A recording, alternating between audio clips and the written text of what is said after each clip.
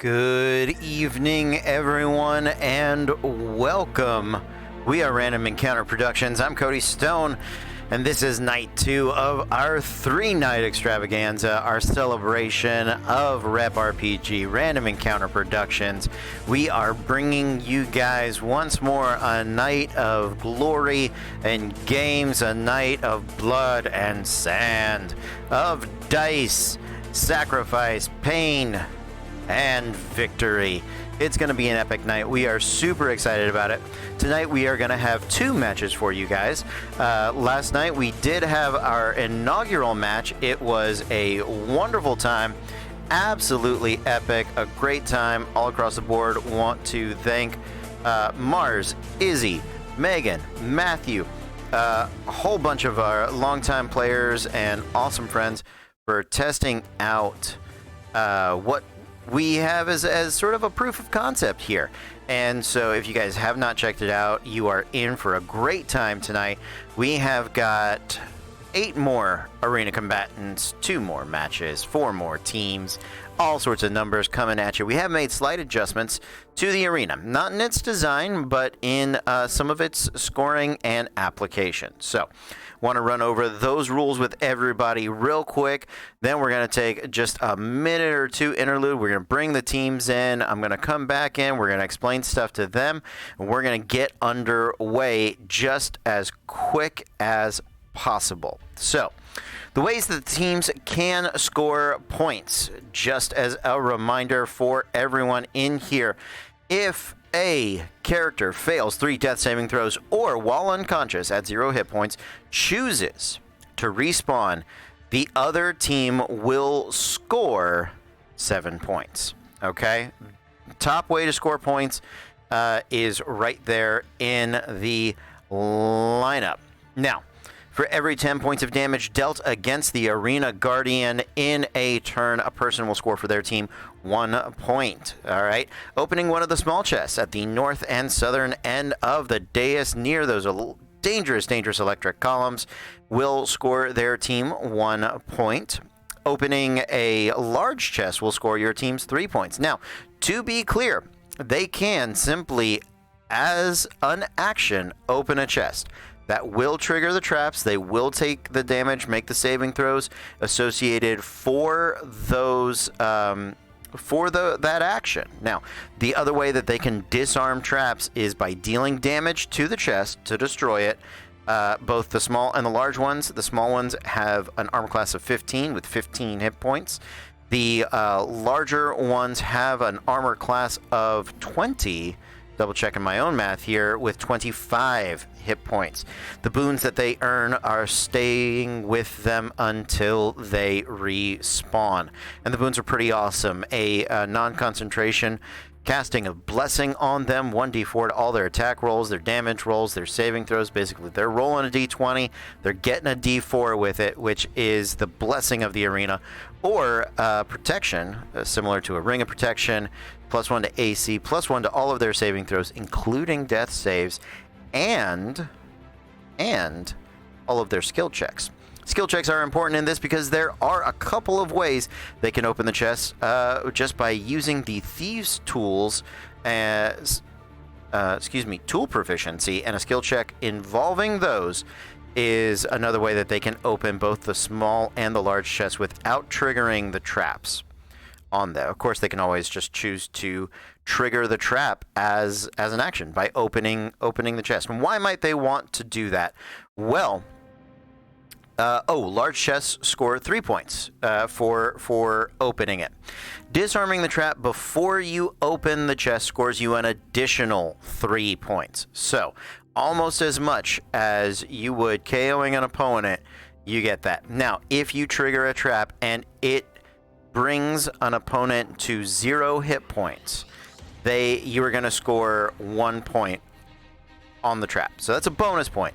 Actually, it might be 3. I got to double check our rules. I think we're going to say 3. I'm going to say 3. If it's not on the other thing, I'm saying it now. We're just moving. We're moving along on the fly. Now, a new rule from last night, because we did have a druid. Druids' hit points, their temporary hit points, are prodigious. Absolutely. So, to balance that out, this is what we have come up with. For Wild Shape or Polymorph, any sort of spell that will change your shape and give you not temporary hit points, but another stack of hit points. That normally, when you would go to 0, that damage rolls over to your new character, your original form, your original character, right? Wild Shape, Polymorph, those are the prime examples.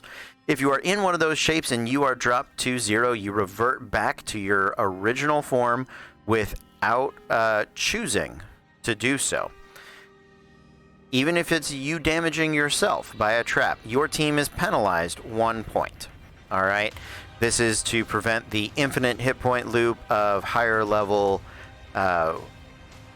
Circle of the Moon druids and things like that. So it doesn't have to be triggered by your opponent. The Guardian can take you out. Now, every time you hit the Guardian, you are going to be subject to some repercussion damage, and then at the end of the round, the arena will take an action. The Guardian will cast one of 3 spells. There's a fire, a thunder, and a lightning spell involved for them. So that is up to the Guardian. That's going to be their thing. Now, last but not least, I do need to say this. The Guardian takes full damage from spells that require an attack roll. Okay? And weapon attacks. Full damage from those things. If there's a chance of you missing it, it will take full damage. If it is a AoE or a something that requires a spell save, it will auto-save. It will auto-save against that. No. I apologize. It'll auto-fail, but it is resistant to magic. So it is resistant to those attacks, but it will absolutely fail. You'll roll full dice. You'll get your full damage. Does that really matter? Maybe, maybe not. but certain spells, if you fail by more or less, might matter. I don't know. That's kind of what I came up with. We're going to see if it continues to work out for us. I am super excited, guys. We had a wonderful match last night. Do want to give a big round of applause once more to the winners of last night, our natural disasters, as well as our second place team. I gotta say, very dramatic match. Very dramatic match. Came down to one death saving throw. Unfortunately, Mars, our good friend, plays on Monday nights. Great character, Talroth Oakenblade, rolled a natural 1 on his death saving throw. So that is that's as bad a luck as you can get. The roller was not with him last night, but we're hoping to see some more natural 20s. We're hoping to see some more big damage output coming out tonight. So we are about to get into it. We've got just a couple of minutes left to go. Oh, something I should let you guys know. Tonight is going to be a very special exhibition match. We have some friends from other channels. We have some friends from just all sorts of across the internet. It's going to be fantastic. But in case you have never seen a D&D legendary item in action, we are starting off tonight with the results of a couple of late donations in our last game. Late donations. Yesterday night, we got 2 donations for legendary weapons. So the characters are going to have a choice between, I believe it's 5 of the most epic, not artifacts, but absolutely amazing weapons that any character in D&D 5e can carry. We're talking the Staff of the Magi. For any spellcaster, even druids, we're blocking off limitations at this point. Beyond that, we have Black Razor, the famed, not Stormbringer from Plume and White Plume Mountain, along with its buddies, Wave and Whelm. Both of those are on the table. And then last but not least, a fully attuned Hammer of Thunderbolts with the Gauntlets of Ogre Strength, with the Belt of Giant Kind. It's just lumped all together in one. Doesn't have to be a dwarf. Giant Bane is in effect. So we're going to find out what the players have picked. We're going to bring him in here. We're going to talk to them real quick. You guys got to stay tuned. We're going to run a commercial roll, and then we are going to be back. So stay tuned. See you guys in just a minute.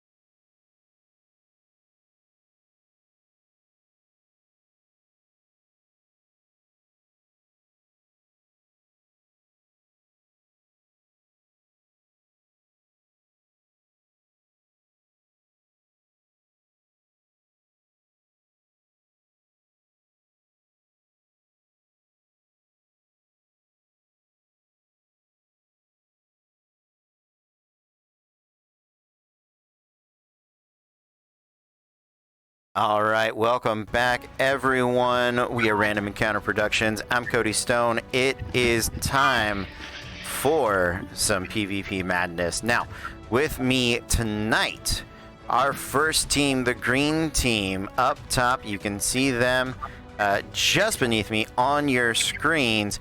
They are the Crossrip Crisis. Do me a favor, introduce yourselves and who you are playing.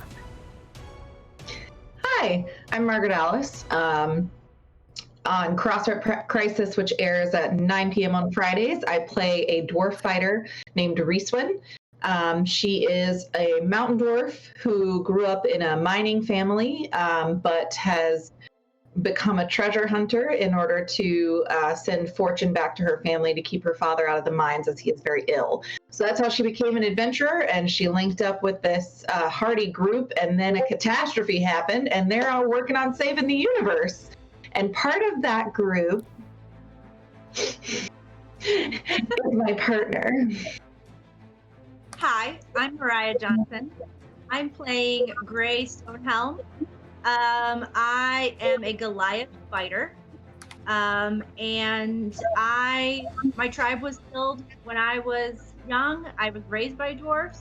I have a very strong connection with Reeswin, and I don't really fit in anywhere, so I kind of run around and do random jobs, and that's what led me to the Crossrip Crisis, and yeah, being a badass fighter. There you go. Fantastic. We are super happy to have both of you guys with us tonight. Now, from as I was telling our stream in the pre-show, you guys do get a legendary boon. You got a $20 donation from the last game. You get to pick one of the legendary weapons, the Hammer of Thunderbolts, Wave, Whelm, Black Razor, or a Staff of the Magi. Have you guys made your decision? I haven't gotten to read them all yet. Yeah, I mean, Margaret, I'm gonna let you decide. I think you should have it. I mean, the hammer looks awesome for you, but also It does. That's a very Reeswin type weapon, and I feel like Black Razor is a very Gray weapon. That's true. So you really can't go wrong with either one. I'm going to be perfectly honest with you. You absolutely can't go wrong with either one. Whelm might be the other sort of dwarf themed weapon, but while you guys are making that decision, let us head over to two consenting bicycle repairmen. You've seen him on the stream before. He is our very good friend, Keith Traver. How you doing, Keith? I'm doing very well. There may be a child a little bit upset in the background who you may have seen briefly there. He's a very indecisive toddler, but we love him dearly. I'm doing very well. Normally you can find me occasionally in Random Encounter streams or on Sundays on It's Ben Pie for their Legends of Aurelia campaign.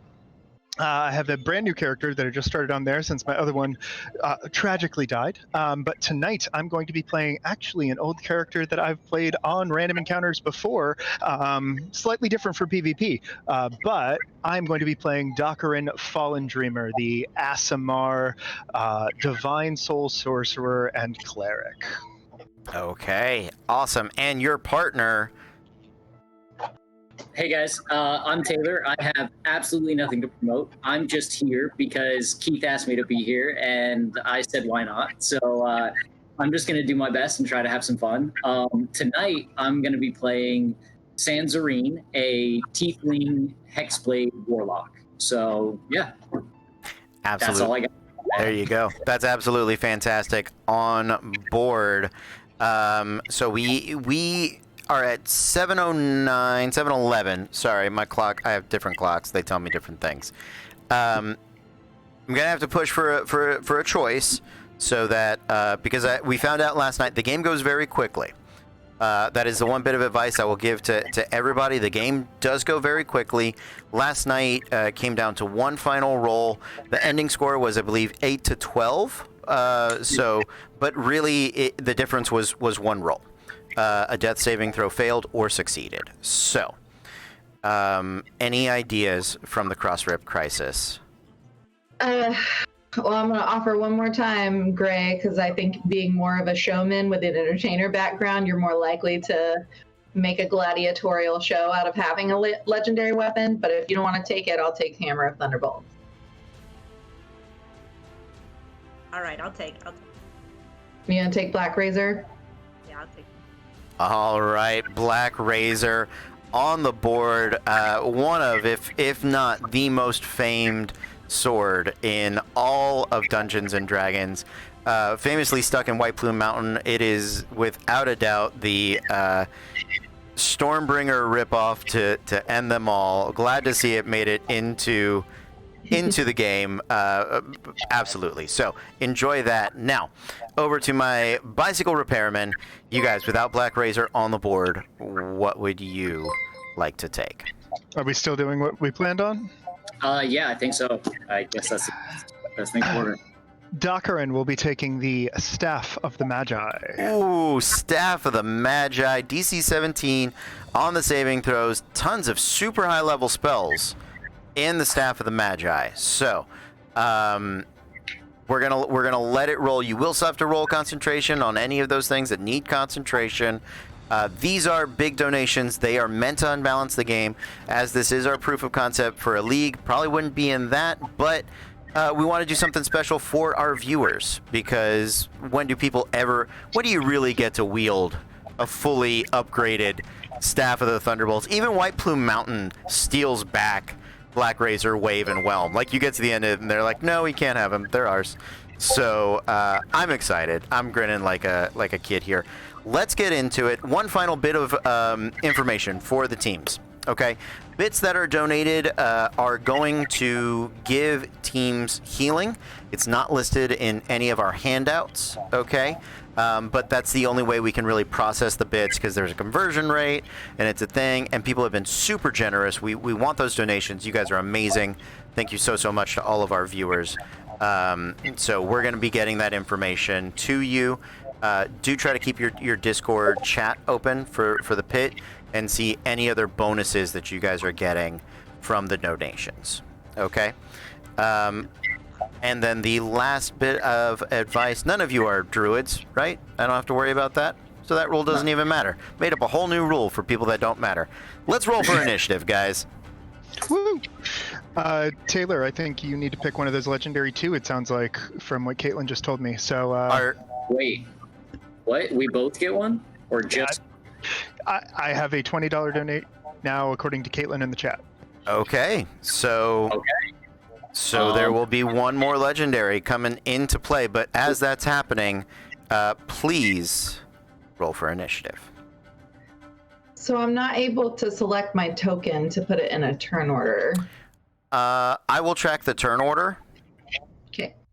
It's not going to change. So if you cannot, let me see if I can make tokens. Won't be able to move either. Yeah. Yeah, hold on. Because we just got the chance to kind of toss those in there. Let's see.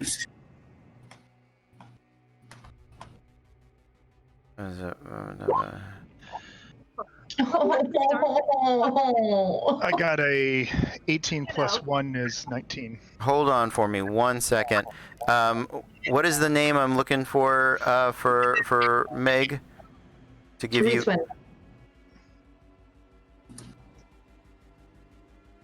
Oof, 11. I'm sorry, say it one more time. Rizwin, got it. Ha ha. Yes. Okay, there you go. You should be able to have that. And where do I find the options? Oh, if you look under handouts. In the handouts, of course. Duh. Yes. Most of your information should be in handouts. And then Gray, you should now have access to yours. Let's see. Keith, remind me of the Dockerin. There we go. Yep. Okay. Sorry, so many fantasy names in my head. And last but not least, Taylor, what is your character name? Sanzarine, Sanzarine.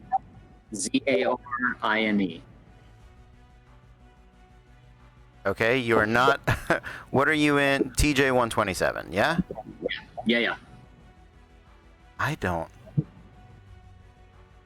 Where? You're not here. Are you in Roll20? Yeah. I just rolled for initiative, so. You did. Uzume, Sonye, Sheyaruk, 7. Sabertooth Tiger, 7 again. Rizwin, Rin, Reinhardt, Ozra, New Crew, Lagri, Cass, Gwen, Gray, Docrin, Chad, Captain Thok Morninglight, Bear, Banrim, none. What? None of those. Nope. Okay. I can help him out if you want to give me permission. Sure. Yeah, that I can do that. That is at least us moving in the right direction, shall we? Okay. Docrin, you are in control now. You should be in control. Got it. All right. Thank you.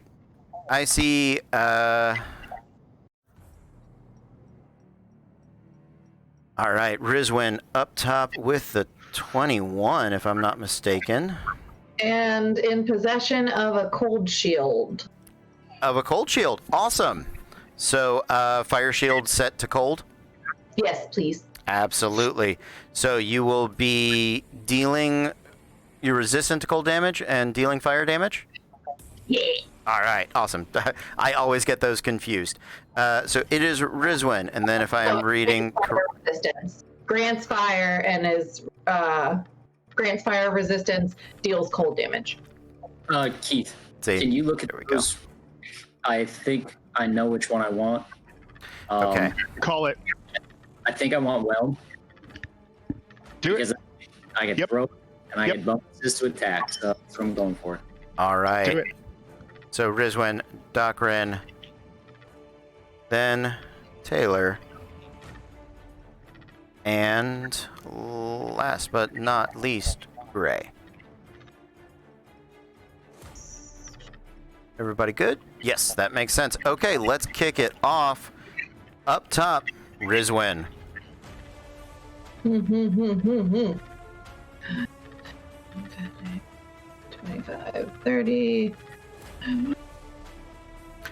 All right. If you guys are headed up that you have any more donations coming your way, don't be afraid to just shout it out and let us know so we can thank everybody. And thank you guys for being so generous with all of your donations. All right, Rizwin, what are you up to? Rizwin is going to dash up this far. So we still have, is this thing in the middle provide some level of protection at all? Is that steps up to a platform? It does. So if you are shooting any attack across the platform of the dais is half cover. If it is also across the Guardian and the dais, it is 3/4 cover. Okay, great. So that's my turn for now. Just moving and dashing. There you go. 45 feet. Takes off across the way.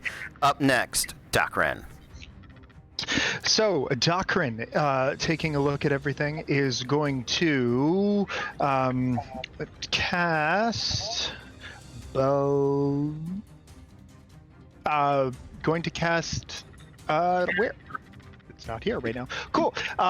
Is going to cast Agnazar's Scorcher. All right. At the second level. Am I 30 feet away? I'm going to get into range if I'm not. Let me do that. I don't think I am. All right. Who's your target? My friend who just ran out. Okay. Targeting Rizwin, you are 65 feet away, so you do need to get some movement happening. Up there? I'll come. Yeah, you're going to need to come down a little bit. She is, yeah. So she's still going to have half cover, but she is in range. Okay, there. Got it. Okay. Great. Agnazar's Scorcher from the Staff of the Magi. Ooh, all right. Rizwin, can we have a dexterity saving throw? All right. No, it's set. Everyone's set to advantage, disadvantage. So we're taking the first number on it, unless advantage or disadvantage applies. Great. Is it okay if I switch to the toggle, or do you want them all? I am fine if you can switch to the toggle. You are welcome to. For everybody else, because some people couldn't figure it out last night. So, so a 7 is a fail. Go ahead and roll damage. You've got it. 3d8 of damage. I'll roll here. Yep, rolls in the chats, please. I am. Ah, awesome. Thank you. Okay, that is 18 points of fire damage to Rizwin.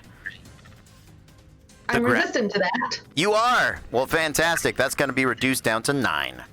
Yay!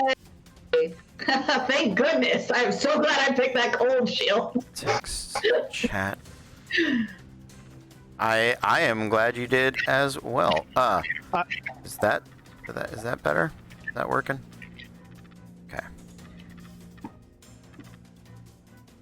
All right. So anything else, Doctrine? That's your movement. That's your action. Any bonus actions? I am not going to take any bonus action at the moment. Okay. No. Then it is Taylor's turn. All right. So she's on the other side of these steps. She has, from where I am, she has partial cover. Yes, right now? she does. She has half cover. +2 to All right. dexterity, saving throws, and armor class. Ooh. Sweet. All right. Can I don't want to move right to where Keith is. Is there any way I could kind of swing a little bit down south of him so that I could still get a view How much of my how much straight movement do you have? Let's see, 30 feet. Yeah, if you ping the map, you can also measure nice. out, and then Keith can kind of move you in that. I In that think range. there. I'm gonna assume you meant like here. Yeah, about there. Cool. Awesome. Great. Does that give me a clear line of sight? Let's find out. So checking the line of sight. Negative on the clear No. line of sight. She's still gonna have half cover. Gross. Very strategic spot of me to pick. I know, right? That's a good spot for you. You'll still have half cover. I'll throw out 2 Eldritch Blasts just because. Okay. So You, if the character sheet's filled out, you should be able to click on them. If not, it's the. It's his is unrolled beyond, I believe. So I don't Okay. think Yeah. we filled that in. Okay. We could not figure that out. That is okay. Eldritch Blast is just what is that? You're gonna roll 1d20. 2d20. Right. I'll help you out. What's your modifier? There we go. +7. Oh, you did. Okay, so that is a 25 to hit on the first one and a 19 to hit on the second. Rizzo. Ouch! Oh, Both of them or just one? Those are both hits. those are both hits, Ooh, including nice. your +2, Rizwin. Oh, no, not including my +2. Only the first one. Dang is- it. Okay, so the first one hits. The cover of the spiked column pays dividends for Rizwin. Let's get a damage roll from Taylor, And, please. do I add my charisma to this? Your charisma modifier. Yes. As a damage, or is that? I think that's just on your packed weapon. Okay, great. There you go.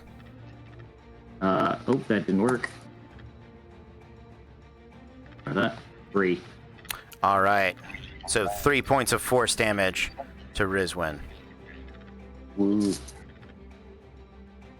Okay. After anything else, Taylor? Any bonus actions? No, I think that's it for now. All right, Gray, you're up. Okay. I'm going to move.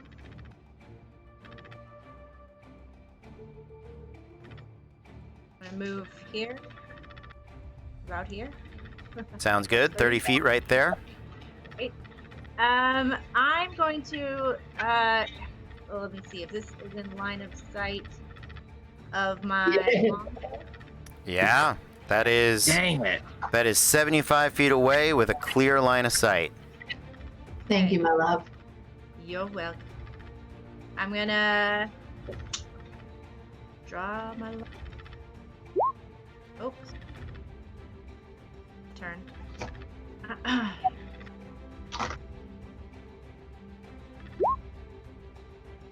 Holy crap. Apologies, I don't have that chat up. Would somebody tell me the totals? 16, 13. 16 and 13. How do those hit, Taylor? AC 18. AC 18. Oof. Both of those Oh. are a miss. 2 arrows knocked and shot. And that is going to bring us to the bonus actions. Bonus action, just gonna like point at him and be like, and put my finger like this. Yeah, bonus action intimidation. I'm on board. That brings us to the end of the round. No actions from the arena. Nobody's hitting the Guardian. Let us go back to the top. Rizwin, you're up. All right. It's time to bring some pain. Let's do it. Yeah. All right, buddy. We're in Mila territory now. We're Right. gonna swing around my big old warhammer with 2 hands. All right. So this is the Hammer of the Thunderbolts, if I'm not mistaken. Oh, yes, also that.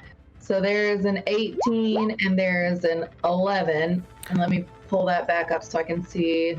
Yeah, so you rolled a 12. Your strength has gone up now to a 25, 27, I believe, from the Thunderbolts. Checking my own handouts. Yeah, I'm pretty sure that's what it was. This is why we write things down as GMs. Yeah, up to a 25. So you currently have a +7 on your strength, and the weapon is a +1. So Sweet. you can roll damage with a +8. Both of those. First damage is 19 points of bludgeoning damage, and the second is 17. Sorry, Docrin, what was that you were gonna say? Do both of those beat the AC of 20? So she rolled a 12 plus. What's the proficiency of this level? 4. Right, 12 plus 10. My strength proficiency is 6. But then I didn't do it, but it's up to. Yeah, with the increase, I don't know. I'm Right. just assuming it hits. I'm- Let's assume it hits. Hold Let's on, assume it hits. I got you. So it is a +3 proficiency. You have 6 on your strength. That's a 9 plus 12 gets us to a 21 for the first one. The second one, however, is not going to hit. That is a roll of 5 plus 9 for 14. So 14 is not going to hit. The damage on the first one does hit. I wouldn't go. Oh, sorry. Yeah, it doesn't. Sorry about that. That is It's all okay. So on the 1d10, she rolled an 8. She has +7 to damage. That is 15 points of bludgeoning damage to you, Ow. Docrin. All right. If you guys want, while you do not have the new weapons updated on the sheets, you just do flat d20 rolls. I can math up for you if you like, or I can scroll over. Any other actions, Rizwin? Those are 2 attacks. You got a bonus action, didn't you?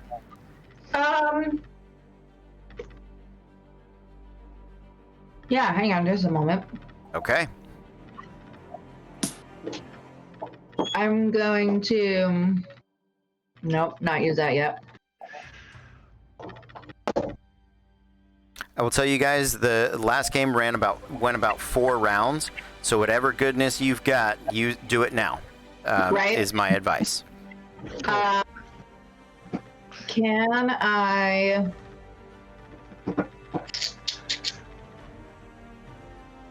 Just so I can track damage, what did it go to, Cody? 15. Thank you. Yep.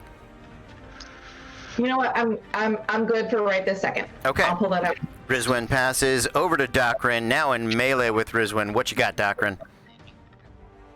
Docrin, I believe it is his bone. Nope, it is an action this round. Okay, can you point that something else? Where is it?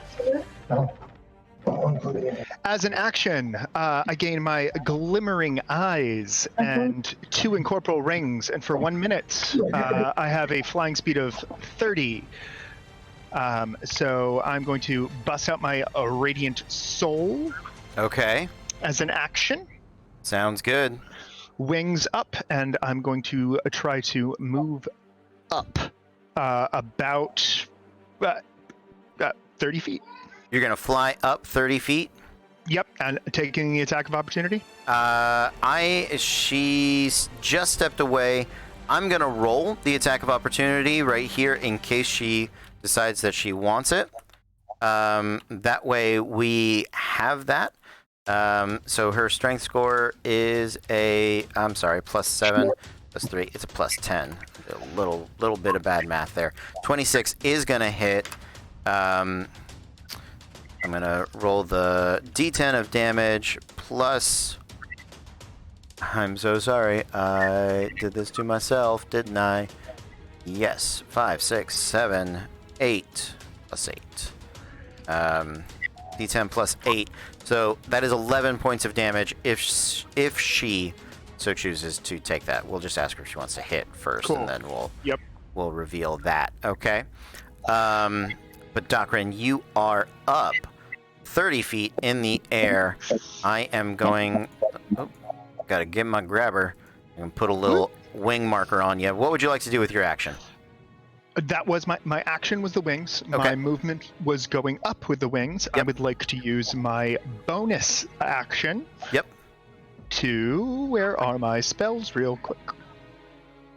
My spells, I'm going to cast Healing Word at a 2nd level on myself. Okay. Go ahead and roll that healing for us and let us know when you are ready. While that's happening, Taylor, your turn. Question about Whelm, because I don't have all of the full stats. What is the damage dice on Whelm? Oh, damage dice on a Warhammer is a D8. I am pretty positive, but I am double checking for you. I think it's a versatile weapon. You can wield it with 2 hands, and Correct. But you have the shield, so... Yeah, so it'd only be one hand. Okay, so it is a D8 one-handed.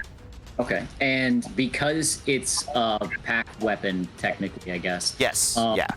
I get 2 attacks, even if I throw it, or if I throw it, is that only 1 attack?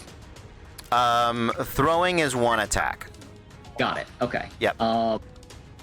Does it return right away, too? It does return, but I'm going to say not in time to throw a second time. Cool. Right. Okay, great. Then... Yeah, I'm gonna sure throw there's a GM out there right like at her. I would be screaming at me. It comes back!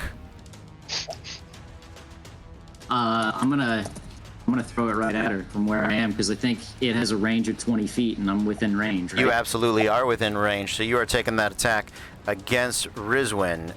I understand it. Awesome. Go ahead and make your Just attack roll. 1d20 plus,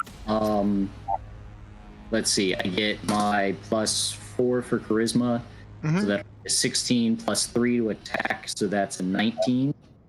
Plus, yep, +3 for your proficiency. Plus 3 for my proficiency. Crap, there's so many numbers here. What's your 4 charisma? for charisma. 4. 4? Then It's a +10 Yeah. Plus 10. total. All right. 22. 22. All right, well, that'll hit. All right, and because it's thrown, when I throw it, it goes from 1d8 to 2d8. That's the trade-off for not getting another attack. Yep. Yeah. Rizwin, since you are back, just to catch you up, Docrin flew out of your range. You had an attack of opportunity. I rolled it, and it hit and dealt 11 points of damage. I'm assuming that's what you would have wanted to do. She's giving me the thumbs up. Absolutely. All right. So I got an 8 just on the dice. Okay. Then I add +3 for the weapon. And then do I add my charisma to that as well because it's my pack weapon, or no? You do. So you're going to add a +7. So that is a All right, total of so 15. 15. Yep. Cool. All right. 15 points of damage to you, Rizwin. Uh-oh. Anything else, Taylor? I am going to move north as far as I can run, Keith.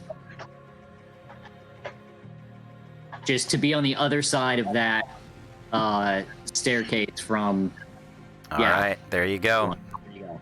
30 That's it. feet north.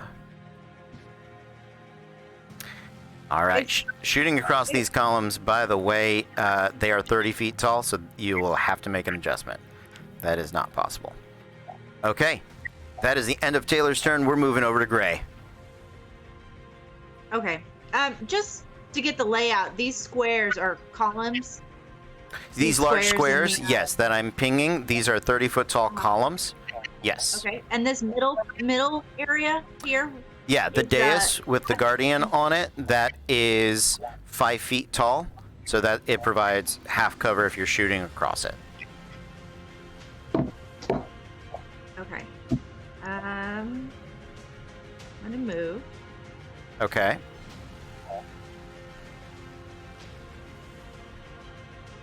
About there. Move to here.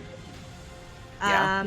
Looks good. And then I'm going to, I guess, shoot out my longbow again, Okay. right at the guy fighting Reeswin.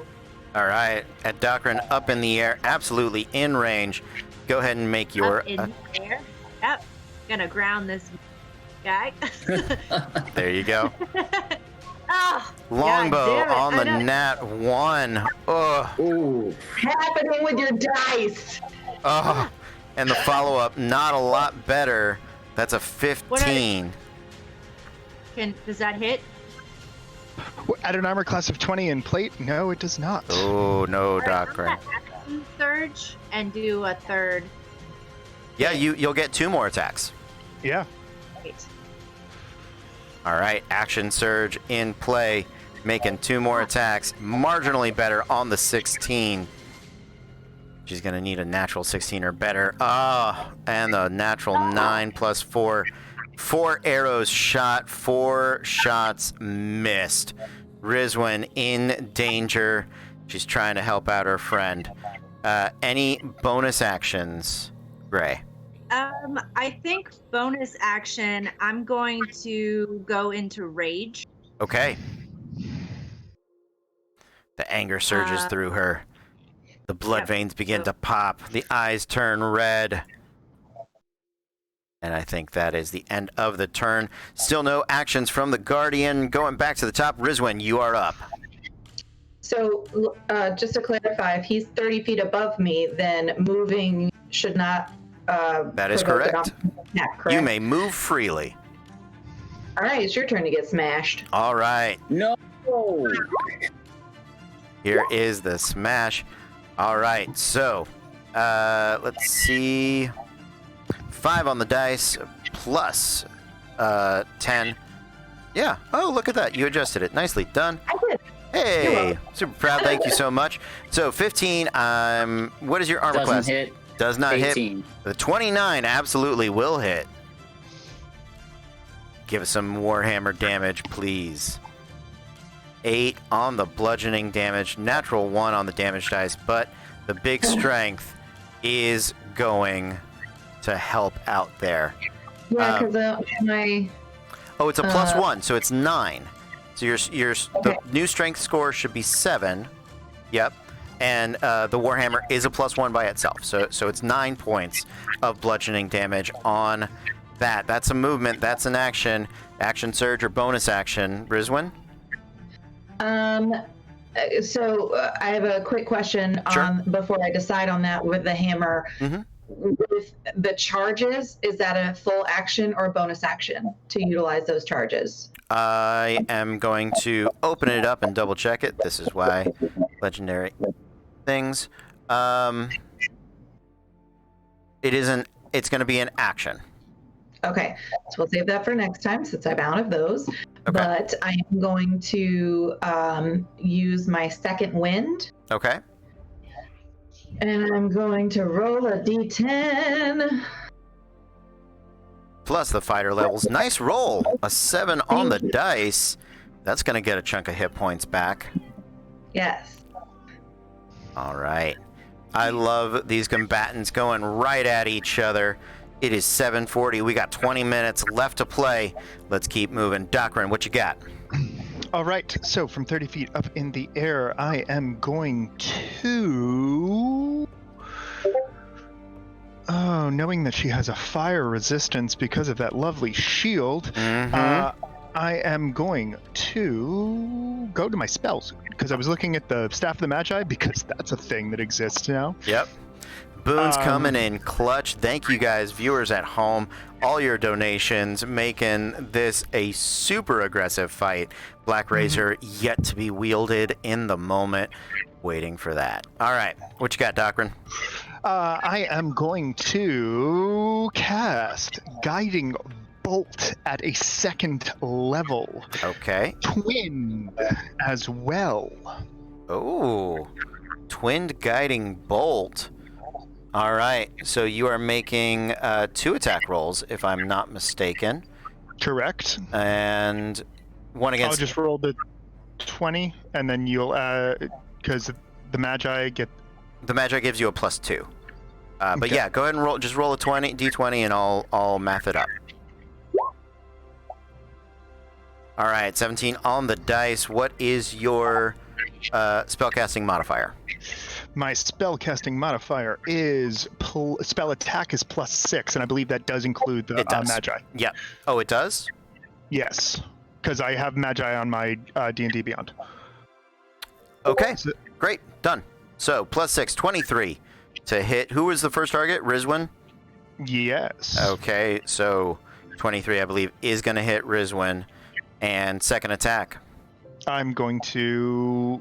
Twin has to go the same there. Oh, so we'll roll does. another... My mistake. I believe so, yeah. So, roll another d20.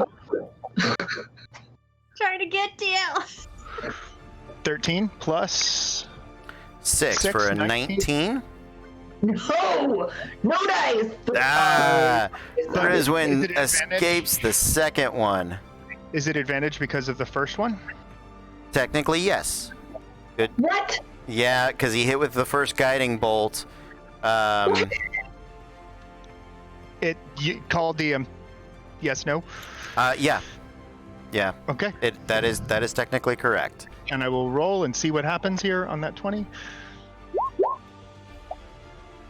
Nope, not It's better. So it doesn't lower. hit. Still doesn't hit with the that's- advantage. And guiding bolt 5d6 Ooh. 5d6. plus nothing, or do I add a plus because of the Magi? Since it's a single target, the Magi is going to give you a +2 to that. And then I'm also going to use my radiant. No, bonus. Magi, it's only to attack rolls. It doesn't add to the damage. Cool. I am going to use my radiant add onto this as my wings. So there is 18 points of damage. Okay. Plus the wings, which are my features. And that is adding 7 additional points of radiant damage. Total of 25 points of damage. How you doing, Rizwin? Not great. Well, but you're still conscious. Yes. Yeah. A hit point and a turn. That's all you need to turn this around. I'm glad to hear you are still in it. Any movement or bonus actions, Docrin? I'm going to bonus action healing word. You Can I cast do that? no. You cast a Can- leveled spell. Well, and I already used my meta magic, so no, I cannot. Right. And even with meta magic, rules as written, you are unable to do that. Okay. So any movement, Docrin? Just gonna Just floating in air. Sounds good to me. There. Taylor, you are up. All right, well, I mean, they're right in my face, so I'm just gonna smack them with Dwarven Hammer. All right, let's do it. Wielding Do Whelm. Both of them at once. Yeah, you can roll. You can roll them together or separate. Either way. I'll roll the first one. 10 plus. Geez, we did this 10. So 20. Okay, 20 against Rizwin. That is my AC. Meets it, beats it. Do you want me to do damage on this one or do the other roll? Roll the damage on this one first.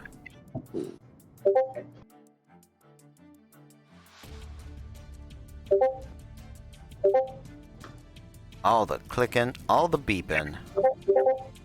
So I think this is right. Oof, 1. Oh. So 8. Audience, someone needs some help. I'm getting ganged up on. These dice are not. And Yeah, that's Oh. not. I'm gonna go again because I get Okay. to attack. So, 15 doesn't do it. 15 is not gonna hit. Nope, it's gonna bounce off of the armor. Rizwin making it another turn, even as she's getting focused fired. Legendary weapons, all the bonuses coming through, but her dwarven stout armor is holding up. Any movement and or bonus actions, Taylor? I don't have any bonus actions, and if I move, she's hitting me, so I'll just stay. All right, hanging tight. We are down to Gray. What you got? Has somebody gifted you a long strider to get you into the fight yet? No, because apparently Somebody- everybody wants to lose. Oh, No. no. So is this guy up in the air right here? Yes, he is 30 feet in the air. One in front of me. Correct. And a dash gives me how much extra movement? You to- double your speed. I can get to 60. Yep. And I would get to him. Well, he's 30 feet in the air. You can't. Well, not him. I mean, who's attacking? Oh, Taylor, you would, yeah, you could run over there. I'm gonna go ahead and do that and run over. And Thank you, whoever finally sent us something. I love you. who sent us something? We got a $10 boon. $10 boon. All right, that sounds good. $10 boon is going to get you weapon enchantment or resistance. So that's going to be up to you guys. Great, that is an action. Do you have action surge or bonus actions? I have used my action surge. Well, So, you're a barbarian. I- What's your speed as a barbarian? 30. 30? Yeah. Oh, I'm guessing you're wearing armor then. Actually, I'm not. I'm only in leather. Well, I'm wearing armor, but it's just leather. There's a chance I missed that when Okay. I was building her sheet. That's okay. Together. Hey, it's not D&D if we don't have to look up a rule. I'm going to double check it right now for barbarian speed. They do have increased speed, but it may be dependent on if this leather armor is too heavy. So this could, because Your leather armor's not on. You unequipped that. We unequipped it because I have right. Because you have unarmored because of being a barbarian. Okay, so then extra movement. You do have 10 additional feet of movement. I took the measurement before you moved. Well, now I can't see anybody. What's going on here? What happened? Hold on. Give me my thing. Taylor, I'm on it. you can, yeah, There we go. right here. There you go. That is 40 feet from where you were. So you can get in melee and have attacks. Come on, Cody. Hey, I'm playing them fair. I'm No, calling I know, it down the you line. should. I know. What? I'm just a fan of Black Razor, man. Okay, so I'm gonna just hit him with Black Razor. So do you want me to just roll a d20? It's your normal attack roll plus 3. Okay. Are you making reckless attacks or are you going normal? Let's go ahead and do reckless attack. Oh, All right. Nice. Puts a big target on her back, swinging for the fences. So the first one is an 11. 11. Let's see if I can grab a character sheet and help out here. Ooh.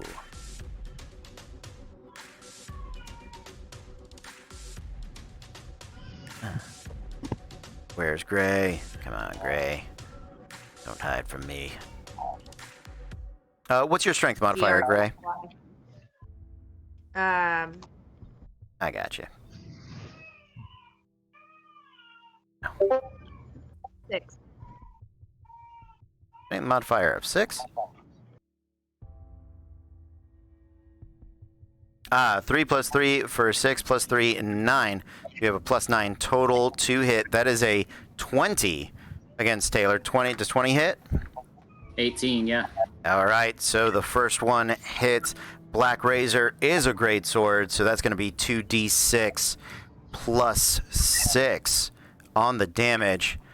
Then all the potential funness that comes. So 16. All right. Looking back over here. So that is 16 points of damage. And I'm looking at Black Razor has some necrotic It's mostly damage. against that head. Yeah. Yeah. Devour Soul, that's if that's a bad thing. We don't want to do that right now. Okay, so for now, that's what you got. 16 points of damage. Next attack with Great. advantage. Oh, with advantage. Yeah. Darn. Yeah, super darn.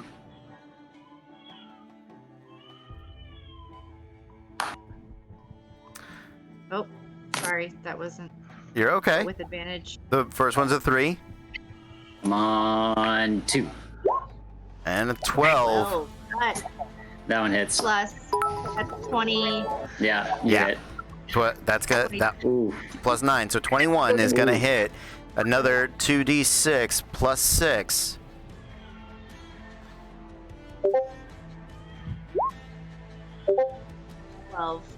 Yes! 1d4 of healing. Thank you, Angela. Coming in. Hey, D4 of healing coming in for Rizwin. Oh, that was rough, guys. That was rough. Taylor's still holding on though. That was rough. Okay. 12. All right. Ow. Wait. You are raging, if I'm not mistaken. I'm raging. Yeah, you are. Great. So that is 4 more points of damage. When you make a melee No. attack, gain a 4 bonus. more? Right. Yep. That 4 is more. 4 points of damage from 2 I'm plus 2 for still up. each hit. Still up. Still up. So 8 more points of damage? No, it's 2 per hit. Oh, 2 per hit. Okay. Yeah. And you get 1d4 of healing, Taylor. Make sure you roll that right now. Thank you, biddies. Yes, thank great. you guys for the 1d4. bits. Hey, at this 1d4. point, that could be big. Yeah, it's holding Could up. be. What do I get? 3. Yeah, thanks, guys. Who has the staff? Who has the magic? I do. The guy The guy fighting? in the air. The guy in the guy in the Yeah, guy in the air. Yeah. Okay.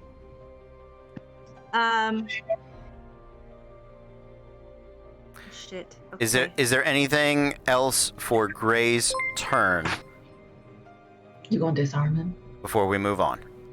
Yeah, I was just thinking, like, maybe I'll disarm him. What does he have? What weapon does he have? All right. Yeah, we are up to Rizwin's turn. Guys, I'm going to let you know it's 7:53. So this will okay. be our last round. Or if we need sudden death, nobody scored any points. 1 point will win it for us. I'm hearing those last donations come in.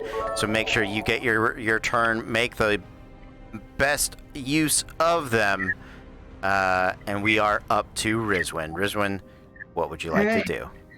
I am going to action surge, and since I have a couple levels of rogue from traveling with pirates for a while, I'm going to add my sneak attack if I hit, and I'm going to take 3 big swings with my 4. warhammer. You're going to take 4. Yes, that's what I mean. Oh.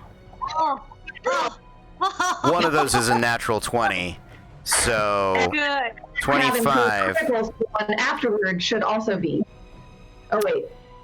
Yes, I have improved critical, so the third one should be critical as well. Okay. Yeah. So this is going to be a rough time Ooh. here, Taylor. After the first one, I am throwing in my Hellish Rebuke. Okay. So So she hits once, and I just fire everywhere. Okay. So before you roll all that damage. so let's get the dex save for Hellish Rebuke. And we'll roll damage. Dang it! Text chat input. Oh, okay. I'm not good at dexterity saving throws. Apologies. Ugh. Okay, so the dex save fails. I do need to, real quick, Hellish Rebuke. I gotta trigger order matters here. Not Jellish Rebuke, Hellish Rebuke. Jellish Rebuke is a different thing. Doesn't it just reduce the damage? I don't think it stops It deals me from damage back. Point your finger at a creature that damaged you. So she gets to roll damage first. So, All the damage? No. Or On the just... first attack. Okay. Damage on the Right. first attack. Cool. All right. So damage on the first attack is 16. If those numbers are correct, looks like they are. Are you still up for Hellish Rebuke? No, I'm not. Okay. I knew I should have used it on my last turn. So, unconscious goes Taylor. Now, the natural 20, if he's unconscious, they're automatically criticals. If you hit, that's 2 death saving throws. The third attack, even though it is already a critical, is another 2 death saving throws. That's it, I'm out. That's going to respawn Taylor back to the circle. Those are the first points scored. Crossrip Crisis takes the lead with 7, but their opponents still both have their turns, and Taylor is back in with a full set of hit points. You have 1 attack left there. He actually doesn't respawn until... Oh, no. Once he goes all the death saves, he does respawn. Until you've fully pasted me into the stonework. So you can... Now, you have 1 attack and some movement and a bonus action left, Rizwin. So where are you moving? We'll take that last attack roll if you want to target something. Yes, I'm going to use the charged throw things. Okay. Yep, sorry, words. I'm very excited right now. Okay, so I can expend a charge to make a ranged weapon attack. Yep. Hurling as if it had been thrown. Yep. So long range of 60 feet. So I guess I'm just going to scooch a little bit closer to underneath our friend in the air, just so I have a better chance of hitting him. Okay. And we're gonna hurl that hammer up there. How do I roll that? Okay. So you have already done so. It is the same. It is the same attack roll. That is the 18 though. And Doctrine, what is your armor class? 20. 20. He's got the big armor. You chuck the hammer. The charge is spent. It does return to you Mjolnir style, but Doctrine unscathed. I mean, scathed, but Scathed, but yeah. The armor's still good. I do have a bonus action still though, right? you do. So I'm going to...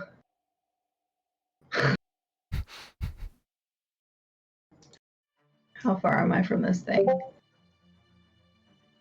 You move 10 feet, so you only have 15 feet of movement left. Or you move 5 feet. You have I moved 5 feet, so I have 25 feet left. Is that right? 20. I thought the dwarf speed was 25. Yes, but I gain speed with my rogue portion, so I'm at a 30. Awesome. There you go. I know. That's why I took what I did. That balances you out. I like it. No, it's not that. It's my feet it's my fighter feet. I'm squat nimbleness. That's Okay. what it is. So the 25 feet gets me right next to the corner of this column, though. Would I be able to use my hide? You'd bonus action? have to break line of sight, and unfortunately, you're not going to break line of sight with Doctrine. And once Taylor moves over, you're not going to. Yeah, it's an arena. Hiding here is very difficult. Yeah. So What about behind the spiky things here?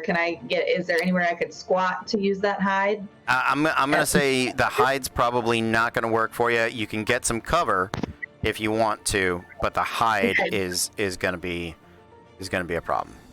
All right, so I'm just gonna what's the word? Dash. So you're just moving 30 feet. Yeah, just moving. We're gonna do around a corner. How's that? Okay. Yep. There you go. Back around the corner. And up next is Docrin. Docrin's measuring his distance. He's looking for his next move. He's thinking about it. I'm going to move right here. Okay. And down. And down. How far down are we going? As far down and like on that angle to there to try and get between the guardian, the chest, and this friend or foe here. Okay. All right. And let me see. Let me just see what my bonus actions are, if I can do anything here. I think I can't. Sorry about the baby in the background, everyone. Babies happen. Nope. Babies happen. All right, and I'm going to go Hail Mary, and I'm going to snap the Retributive Strike and snap the Staff of the Magi. Okay, snapping the Staff of the Magi. Going for absolute broke here. Do it. Now, it is a dexterity saving throw. DC of 17. We know that the Guardian auto fails, but is resistant to damage. How many charges are in the staff? 50. 50? Good God almighty. All right. Remind me to adjust that for next game. That's No. yeah. The staff 50's comes good. with 50. Yeah, it's fully charged. Yeah, that's a terrible choice on my part. All right. Rethinking that real quick. I mean, at least he didn't just fireball. I mean, yeah, no, I don't mind. So yeah, I'm gonna cut it in half. Also, partly for my math purposes. Okay. Dexterity saving throw for Gray, please. 19 does save. So, Yay! 25. Yeah, 25 times 8 is 200. So that's ridiculous. Here's what I'm gonna do. I'll give you the damage on the Guardian. Roll me a fireball's worth of damage on Gray. Okay. Because that is a GM oversight about the staff snap. I don't want to. You are being very ingenious, and you are using the weapon to the best of its ability. It is legendary. This is what it is for. I don't want to take that away, but I'm gonna spare Gray. That's legit. That's legit. So yeah. Third level fireball. Yeah. I think they're very fair adjustments, Cody. Thank you. I appreciate that. 8d6. Fireball still a lot of damage. It is. It is absolutely still a 3, ton 4, of damage. 5, 6. Sorry, it's gonna go Oh, this way. you did them individually. Okay, that's okay. Now, hold on, real quick, Docrin. I believe you are not immune to the staff snap. I have a 50% chance to Okay. go to ignore- another dimension. To go to another dimension. Okay. So here's what I'm gonna say, because I was very explicit that no dimension hopping in the thing. We're gonna have you roll the dex save against the fireball as well. Okay. We are gonna deal the 100 points of damage to the Guardian.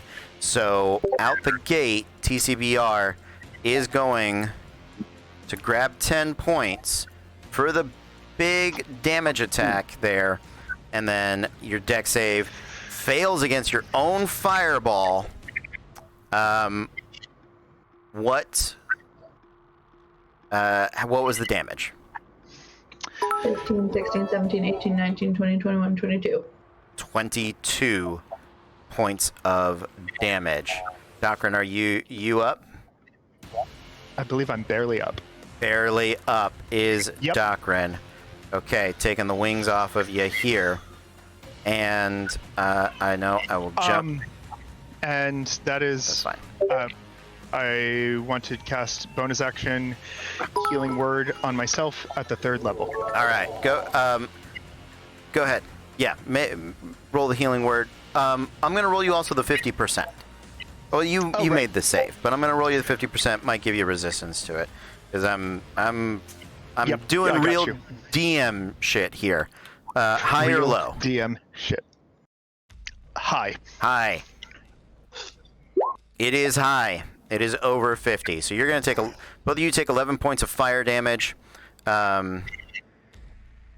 Ray, are you up? Yeah. Yeah, of course you're up. All right, but the 10 point score does go to TCBR with the staff snap. Good use there. 9 1 points of D4 back. healing for the Guardian. You guys are fantastic. Thank you guys so much. Really appreciate it. All right, Docrin, that I believe is the end of your turn. Taylor, you're up. All right. Quick question, just spell semantics. Mm-hmm.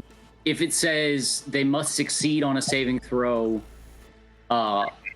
or take damage, if they succeed, then they don't. There's not half damage. They just no damage, right? Yeah, it would specify if there was half damage.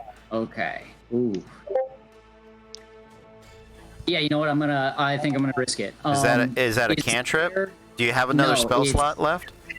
I have one more spell slot. Okay. Because I only have one. Actually, I never got to use. You have 2, yeah. So I'm gonna use.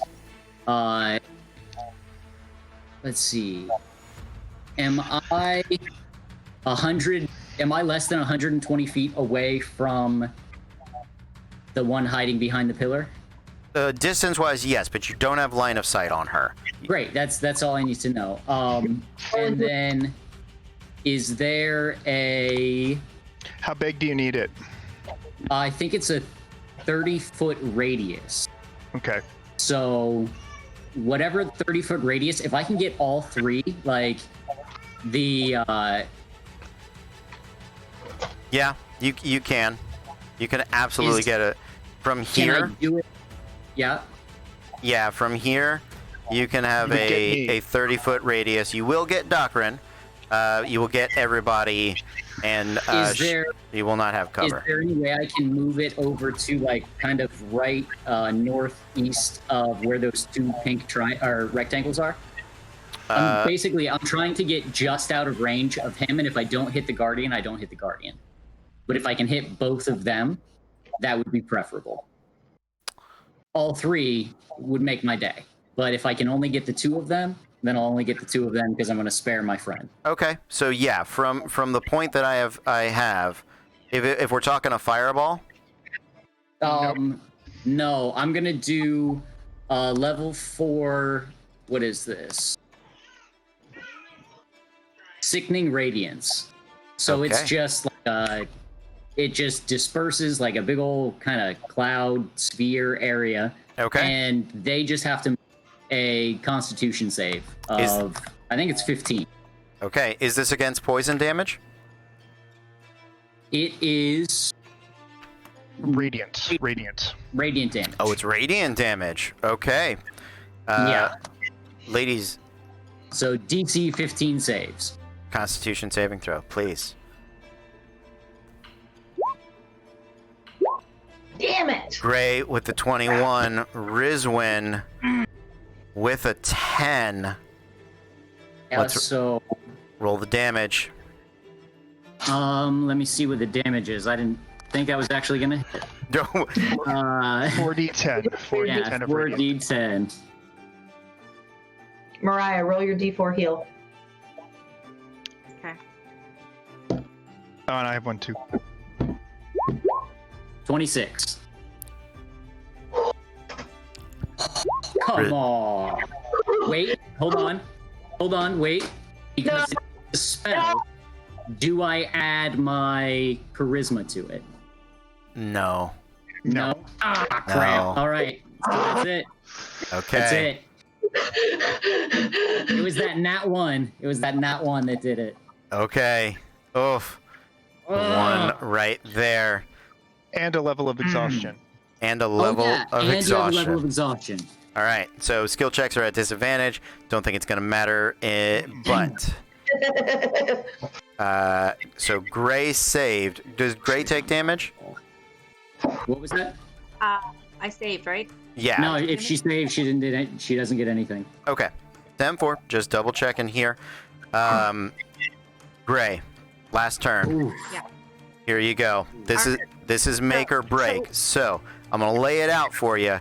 You are down 3 points. Even if you reduce Docrin to 0, he won't fail all his death saves unless you have an action surge to do so. I think you already used it. So you can attempt to deal 30 points of damage to the Guardian, or I think it would have to be open. It would open the chest, would get you the tie. And if you can open the chest and disarm the trap, deal enough damage to disarm the trap, just 25 points of damage with a higher AC versus the Guardian, that will get you the win. Can I reach the chest? You can. Yeah, you need to step her around to the inside, but you can. All right. What do you think? You Swed? Yeah, I'd say go for it. Gray is not a hesitator. All right. Let's go. Oh, the Is big this the chest. Inside, like where the statue is. The big one, right there. Oh, where's the chest? is? Yeah, Oh, got it. big Okay. daddy chest. That's where you wanna go. Do it. Okay. Parkour. Hardcore parkour. Hardcore. You Take Docrin, you do get an attack of opportunity. Yes, you do. Does it have to be a weapon attack, or can it be a spell attack? Do you have Warcaster? I do not. So it is a weapon attack. Great. Not great, but I mean, I will do anything I can at this point. Absolutely. You have to actually pull out a weapon. Bonker with the other side of the staff that you already broke. The remnants of the staff become the staff of the Magi is now the staff of bonking. Splinters. So 20 plus 4? 20 plus 4. Yeah. Hold on. Oh, I'm rolling the d20 plus 4. Yes, got it. Yeah. And Oh my God. 19. 19. Gray, what's your armor class? 12. So that is gonna hit. Roll your d4. Plus the 7 points of radiant damage, because I'm Yep. still doing that. So 7 points of damage unreduced because you are not resistant to radiant. And then 3, so 2. So two. So a total of 9 points of damage to Gray. Okay. Okay. Still there? Yeah. Gray shrugs it off, but he had to try. He had to make the effort. Still there? Still there? All right. Okay. Gray, armor class of 20 on this chest. All right. Okay. 25 hit points. 2 attacks. Let's see what you So got. I'm just gonna roll a d20 You can reckless it. with You- advantage. You could roll with advantage. Definitely do that. Does Keith technically get advantage on that attack hit, just in case he gets the 20? Her Last turn round? has started at that But point. she did reckless last round. It's oh, okay. up until the start of Yeah, her turn. Got it. Yep. Got it. Right. Okay. A good call. I did think about All that. right. First roll is going to hit. 19 plus will hit. Go ahead and roll damage on the Black Razor. 2d6 plus Great. 6. Oh, God.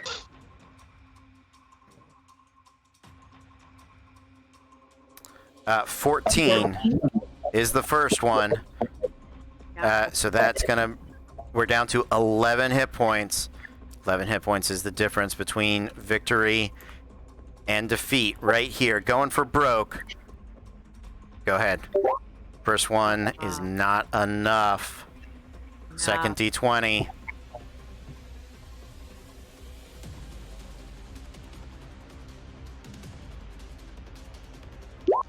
$13 plus 9, 21. That will hit. 2d6 plus 6. Odds are that's 5 plus 6 for 11. The exact number needed to break the chest. All right. The stage here lights a fire as the trap is set off to the map layer. Look at those flames bursting up around Gray. The last second, opening the chest with the disarm, using the old barbarian special, just smash it till it's dead. That is going to give them... I gotta switch layers. That's what needs to happen here. All right, that is going to give Cross-Rip Crisis a total of 13 points. That is an amazing game. Congratulations, Cross-Rip Crisis. We're going to be giving you guys something. It's going to be fun. I have to say, Docrin, amazing play, breaking the staff. Absolutely. You made me GM in a game I didn't think I would have to. That was brilliant. The full 10 points right there. And Taylor, this is what, your second or third time playing? Great job. Very creative, great spell positioning. Just a great game all around, guys. And once again, 2 matches in a row, down to the last dice rolls. I can't wish for anything more. We're going to have to take a break so we can get the next players in, get them loaded, get them going. Thank you guys so much for playing. I hope you enjoyed yourselves. Yeah, thanks, guys. Thank Thanks. you. Great All job, right, guys. stream, we are going to be back in just a moment. But until then...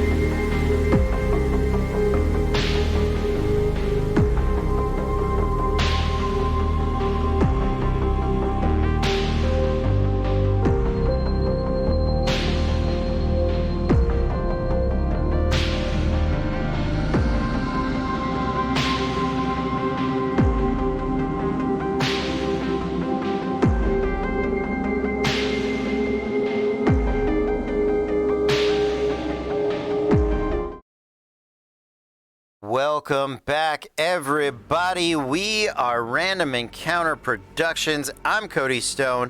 This is our PvP extravaganza, our proof of concept. We are having a wonderful time. If you have seen any of our matches thus far, you know that they are absolute nail biters. We've come down to the final dice rolls every single match. So I need you guys to forgive me for just a moment. I'm resetting the arena. We're going to get our new players in. Super excited to have them. I also need to update their scoreboards. So, real quick, who up top? My green team. What is your team name? And who are you playing as? You guys are the top two, I believe.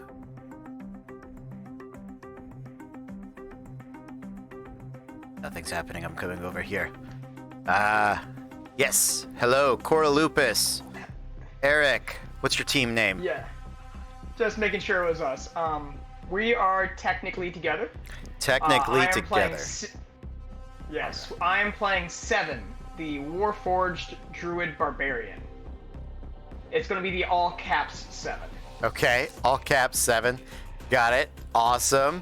And your partner, the other player in Technically Together. All right, I'm gonna not make you Cthulhu Technically Together. Technically Together. She is new to the channel. We are excited to have you here.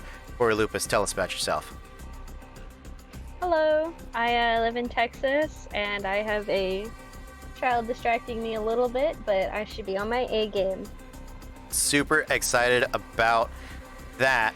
I am from Texas, and our last game had child distractions, so you are in good company. Yours was just loaded in. Bringing you in. You guys are starting over here in the green spawn zone. And now for our second team from the Junk Drawer Show. What is your team name, guys? Tell me that first. We are Team Hurt and Heal. Hurt and Heal. H&H Solutions right here for you. And if you guys don't recognize them, then you have not been watching Disasters in Danger. Shame on you. Friend of the channel, those in over on Monday nights. Carlos, let's start with you. My name is Carlos, and I will not be playing Thozen today. I will be playing Captain Thok Morninglight, the half-orc pirate life cleric. Nicely done. And who is your partner? Hello, I am Justin Velez with the Junk Drawer Show, forever DM, but PC for tonight. And I am playing Dorinda, the fallen Aasimar Inquisitor Rogue Death Cleric. I love all of those words. I understand the forever GM position. Super glad to have you guys here. Love the Junk Drawer Show. Love Carlos. Love everybody that's here. And I want you to know, when I saw the Thok Morningstar name, I swore it was Eric. I swore Eric made this character. And I was so good. Yeah, I was gonna give him crap for it, but that's okay. Okay, guys. So you have seen the game played. You know you get about 4 rounds.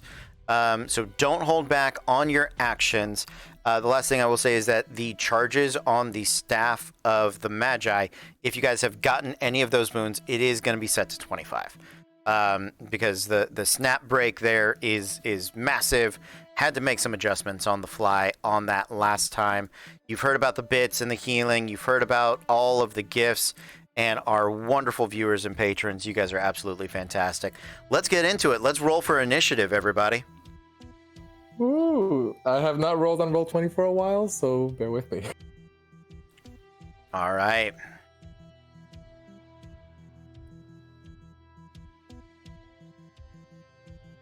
Rin up top with the big 23. I don't think we're getting above that on the natural 20. Volar with a 6. 2 more coming Sorry, in. I don't know. You can either click on it on your character sheet if you open the Roll20 character sheet, or you can /R space 1d20 plus your modifier. I'm very fast, guys.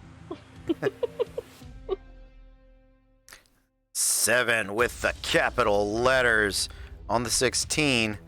But Thok slides in there. All right, Thok and Volar. All right, we're ready to get into it. The crowd is primed. They are at a fever pitch. Let's bring them some blood, some action, and some glory. Thank you guys for being here. Rin, you are up first. Thank you for the total, Thok. Okay, so I think I am going to start moving. These are chests, correct? Yes. So I'll go ahead and ping the chest. No, those are not the chests. Those are.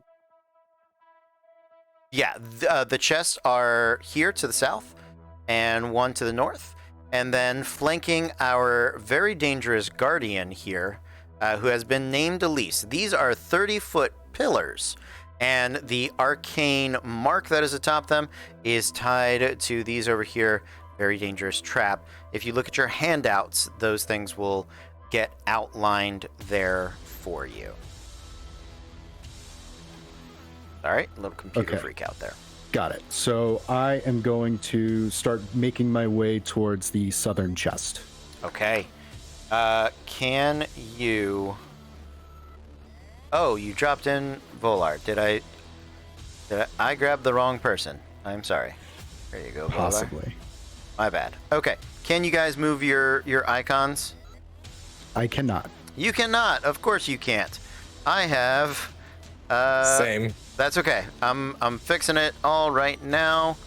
So I down... can move my homunculus, Okay. which is this thing, Oh, it's that thing. Okay. but I can't move anything else. All right. I will... I don't see my token. Well, that's odd. Down in the right-hand corner. Hang on. Hold on one second. Let me see. Give me. Of course, Captain Thok, Morning Light. All right. Rin and Thok, go ahead and check what you guys have got going right there. I'm trying to. Yep. Yeah, 7. You should be able to move. Let's see. Make sure. Represents character, name, details. I'm good to Matthew, move. fix it for everybody. Okay. Wow, Matthew, you are on top of it. Thank you so much. Okay. So we've got the first bit of movement there from Rin. Anything else? These are 5 foot. These are 5 foot squares, just for clarity. Copy. I am going to hold a Toll the Dead cantrip in case someone comes into my line of view. Okay, it comes into line of sight. What is the range on Toll the Dead? 60 feet. Okay, 60 feet. Got it. Up next is Thok. All right, I'm going to move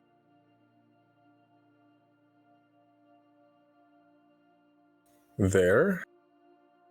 Okay. And then I'm going to tap Rin on the back and cast Death Ward. All right. Ooh, Death Ward. Big spell. 4th level spell. Only one he's going to have for the time. Nicely done. Any other bonus actions, Thok? No, I'm going to move 5 more feet away from Rin for now. Okay. So I'm going to go here, and that'll be my turn. All right. Splits the movement. Nicely done. Up next, 7. I will begin my journey. Each of these squares is 5, I assume, correct? Yes, it is.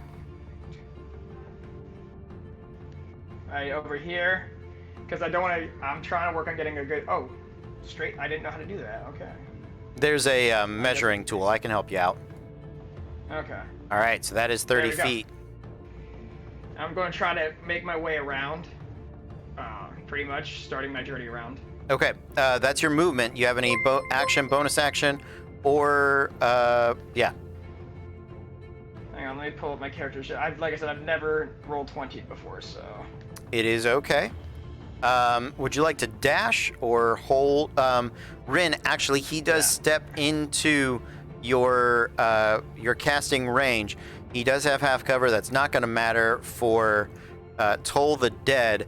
If I am not mistaken, Toll the Dead is a wisdom saving throw? Yes, that is correct. Thank you very much. 7, if you would roll me a wisdom saving throw, please. If you filled out the character sheet, you should just be able to click on wisdom. You roll, yeah. So if we're rolling with advantage, that is okay. We're going to take the first number always, unless advantage or disadvantage applies. That's a natural 20. No damage dealt with Toll the Dead. And we're back to 7. Looking for actions or dash movement. You want to take the dodge action before you end your turn? Actually, I didn't realize that. I thought that was a giant block. I didn't realize I could see over that. So I'm gonna hang on. Let me move my spells. So the center dais here with the Guardian, okay, just so everybody knows, the floor is 5 feet up, and the Guardian, if you are using a attack roll across the dais, these are columns, you can't shoot through them. But if you're making an attack roll across the dais, the person on the other side has half cover. If you're making an attack roll across the Guardian, they have 3/4 cover. Okay? Okay. So I'm going to cast. Let me make sure I pick the right one of these two, because I got 2 that involve it. making choices. Contemplative style of 7. There we go. Info. Sorry. 120. The most dangerous of numbers. In case anybody was curious why, it's because 7, 8, 9. Yeah, that's what you come for. Not just the color commentary, but the childlike bad jokes. There we go. All right, guys. The Guardian lights a flame with the fire shield. It's going to gather some resistance. Thank you so much to the viewers out there. Elise on fire. All right, Thok, what's it going to be? Or 7. I will be... Don't worry, it's a throwback to my first character I ever played with you. I will be casting Call Lightning. Okay, so overhead, you get the giant swirling of the cloud. I believe it is, I am not mistaken, a 60-foot radius. It's going to cover the entirety of the arena. Let's just go ahead and say that. You do get to call down lightning at a spot, and then everything within 5 feet or 10 feet. I think it's 5 feet. A stroke of lightning and 5 feet wide blast out from you. So blast out from me. From Call Lightning? A stroke of lightning forming a line 100 feet long and 5 feet wide blast out from you in a direction you choose. Oh, lightning Each creature in bolt. the line must make... Oh, okay. Sure. Yeah. Wait. Oh, did I click the wrong one? No, wait. I was looking at the stats. Yeah, it's still called lightning. I'm dumb. I clicked the wrong one that was right under it.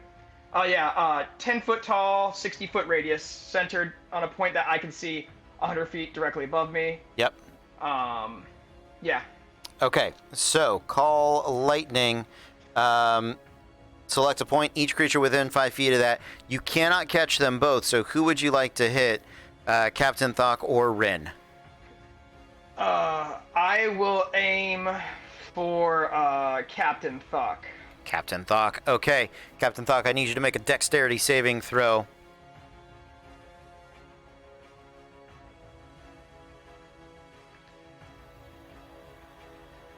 Sorry, first time on roll 20. You're okay. Dexterity saving throw. Where are you? 18. What's the spell save DC? 7? It says DC Dexterity 15. 15. Okay, that is going to save, but he is going to take half damage. 7, I need you to roll me. If you click on the part of it, it should roll it, but it's 3d10. So roll me 3d10, please. Is that not the 18 that's listed right there? Oh, it is. Yes, it 18 is. Thank you. lightning? You did. Thank you so much. So that is going to be 9 points of lightning damage to Captain Thok. Nicely done, Eric. Nicely done. Okay. Up next is Volar.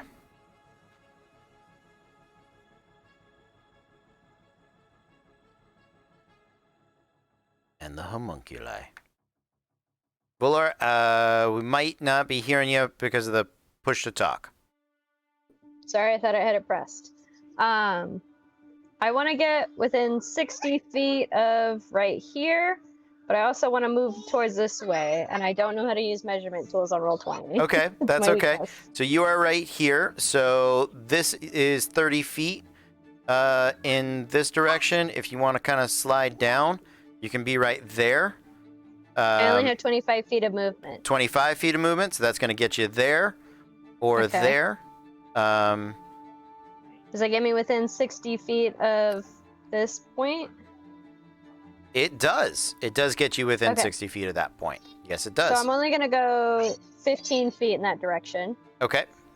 because I'm budgeting my movement. Okay. So 5, 10, 15, I believe.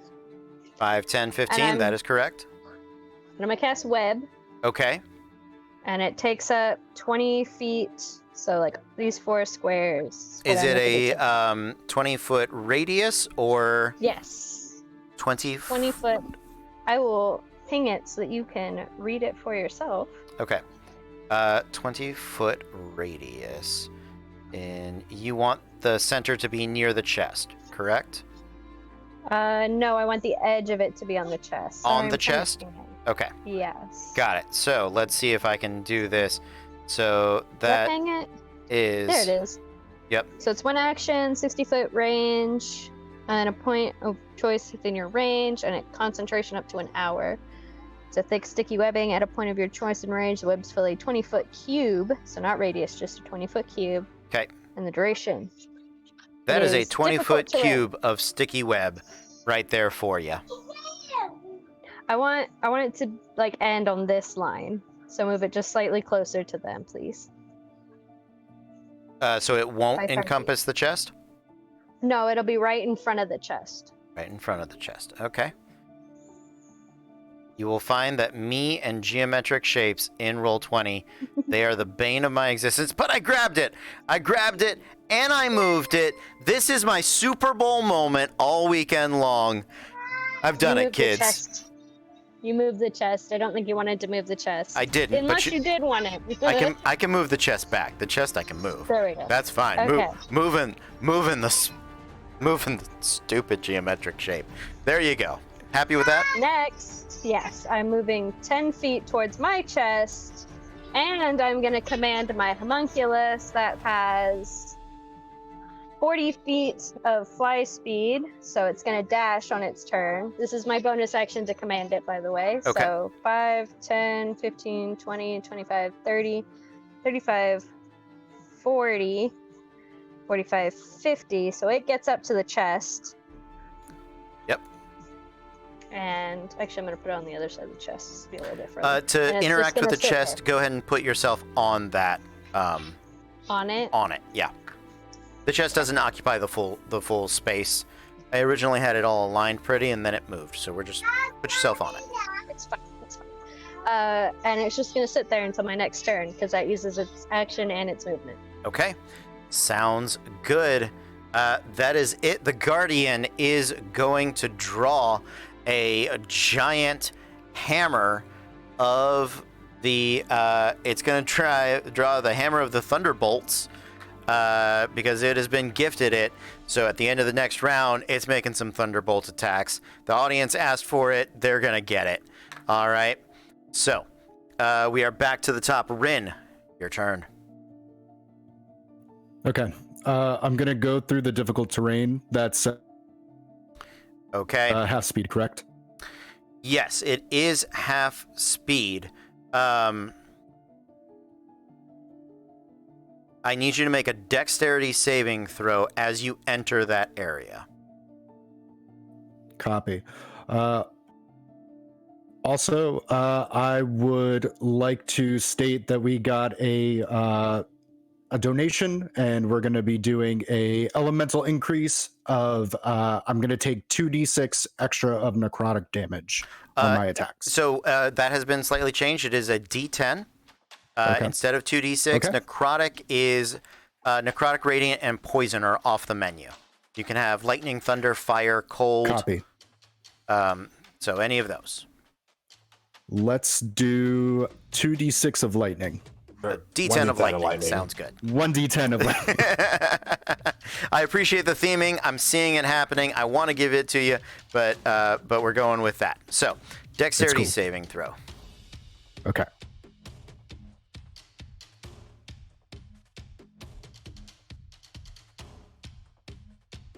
Twenty-three is enough. You are not going to be restrained. It is difficult terrain, so that is 10 feet, 20 feet, 30 feet right there to get, that's your 30 feet of movement. Perfect. And then I am going to cast Guiding Bolt at first level, and I'm going to go ahead and shoot 7. I'm going to shoot 7. Okay, make your attack roll against 7. 7, you have a +2 to your armor class as he shoots across the bow of the dais. Half cover is in effect. So we're taking the first number on that, 16. 7, what is your armor class? With the +2, I'm sitting at a 20. At a 20, so that is going to miss right there. Nicely done. Any bonus actions, Rin?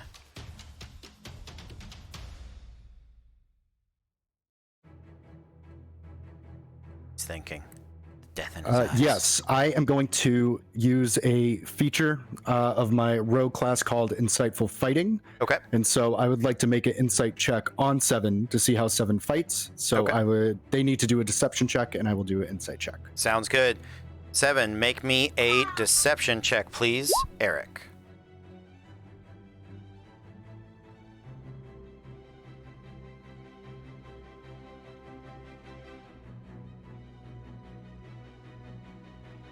Nice insight roll right there with a 17. I'm doubting 7 came in with deception. Proficient. We're going to find out. He's looking for it. He's going to find it. He's going to make the roll. The dice are out. The fingers are moving. 16.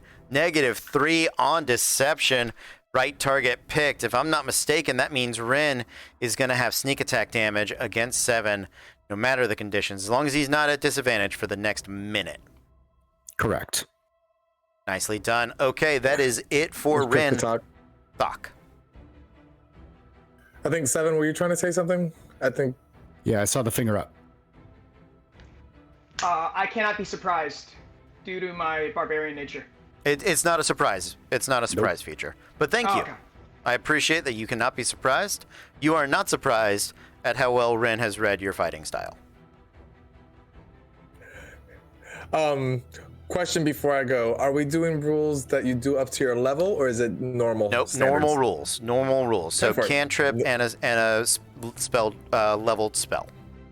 No problem. Then I cannot reach Rin from here, can I? To like physically touch him? Correct. No. Well, yeah, you could. You could 10 feet, 20 feet, 30 feet. It'd be all of your movement, but you have to make a dexterity saving throw entering that web, otherwise you're restrained. Yeah, I'm gonna try to go for it. I'll try the dex save. Okay. So, as soon as you hit that first square, let's get the dex save. The 12 is under the spell save of 14. So, Thok, you're going to end up right here. Oh. You're going to end up right in the edge there. Boom. Restrained. So. No problem. And then I'm going to go. I can still have an action, correct? Yeah, oh, yeah. You still get your action. Cool. Then I am going to cast Enhance Ability. Okay. On Rin. Okay. It's gonna be. Do you have to touch them? Because you can't reach them. Oh crap! Never mind. You're right. Sorry about that. That is okay. Do you have another action? I'm gonna bonus action cast Spiritual Weapon. Okay, spiritual weapon. 60 feet. So, 40 feet to 7, 50 feet will get you over there to Volar or over to the homunculus. You can attack whatever you want. Where you want to put it. Decisions. We got $5 apparently. Hey, nicely done. So I'm gonna use freedom of movement. Okay. Before I do that, then. Okay, the freedom of movement spell. I'm gonna have it kick in for you next turn. Well, no, they paid for it. Give it to them now. Blood and wine for the people. So you can actually make the next. You're not affected by difficult terrain. All right, then I am going to move next to Rin. Okay. And I am going to grab her hand and cast Warding Bond. Okay, Warding Bond on Rin. Sharing hit points and damage at this point. Rin, gonna be tough to kill. Okay. I think that is everything. No spiritual weapon then for correct. For Thok. All right. Would I be able to move further down south on the map? Do I have any movement left? You can. We can do that because I've lost the measurement. So. No, you're good. Sorry. That's okay. Things are changing on the fly here. After Thok 7, your turn.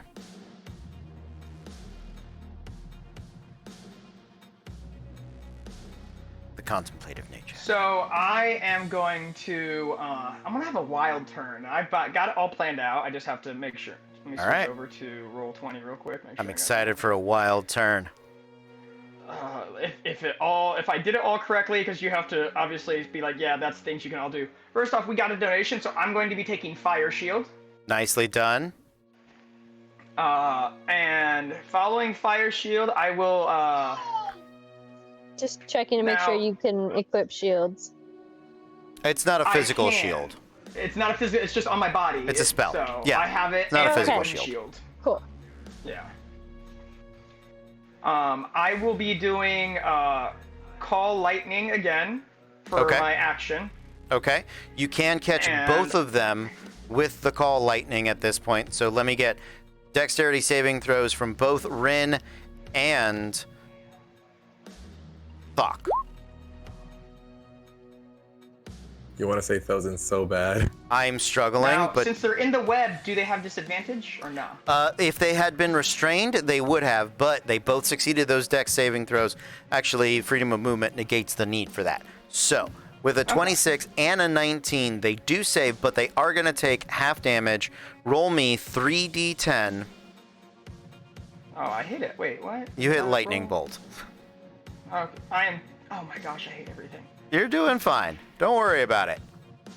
Call Lightning. Don't worry, I'm learning roll 22. There we go. There is a 20. All right, so call. Yes, there you go. 20 points of lightning damage, down to 10, and for my. Hold on 1 second. Let me finish damage calculations. If I am not mistaken, that means. When Rin takes 10 points of lightning damage, it's going to take 5, and Thok is going to take an additional 5. So Thok takes 15, Rin takes 5 points on the lightning damage. Awesome. And for my bonus action, I'm going to Wild Shape. Is that a bonus action? Yes. It's an action to Wild Shape, a bonus action to get out of Wild Shape. Oh, okay. No, he's a moon druid, so he can do it as a bonus action. So there you go. There you go. Okay, that's what I thought. So for my bonus action, I will Wild Shape into a. Now I get to keep my Fire Shield, right? So if I go into melee. Yeah, okay, you do. Cool. We're gonna do it. I'm making sure I planned all this out well in my head. I'm gonna Wild Shape into a black bear. Okay. which has 40 feet of movement. Okay. But also, we got Long Strider from a donation, so I Yep. got 50 feet of movement. Yep. So I'm gonna beeline towards them, I guess. Okay. So with 50 feet of movement, you can make it to the corner right there. You would be in the web. You would need to make a dex save or be restrained.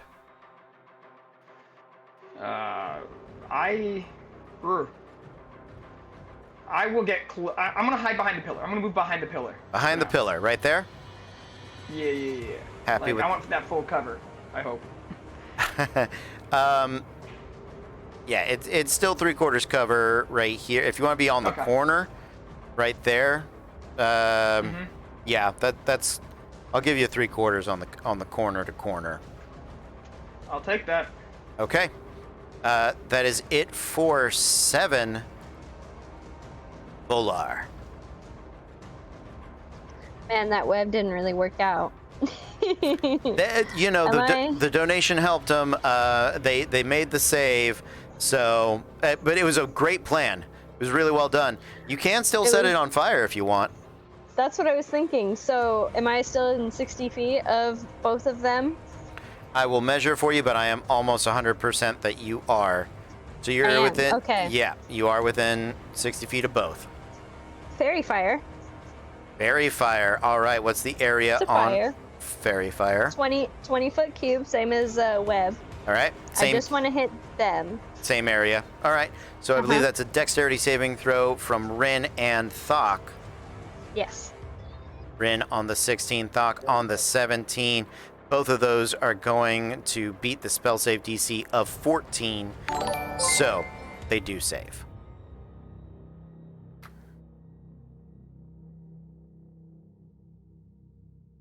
The area does light up with the small little dancing bits. And if I am not mistaken, Fairy Fire is concentration. Yeah, so web goes away. So web goes away. Same spot. Okay.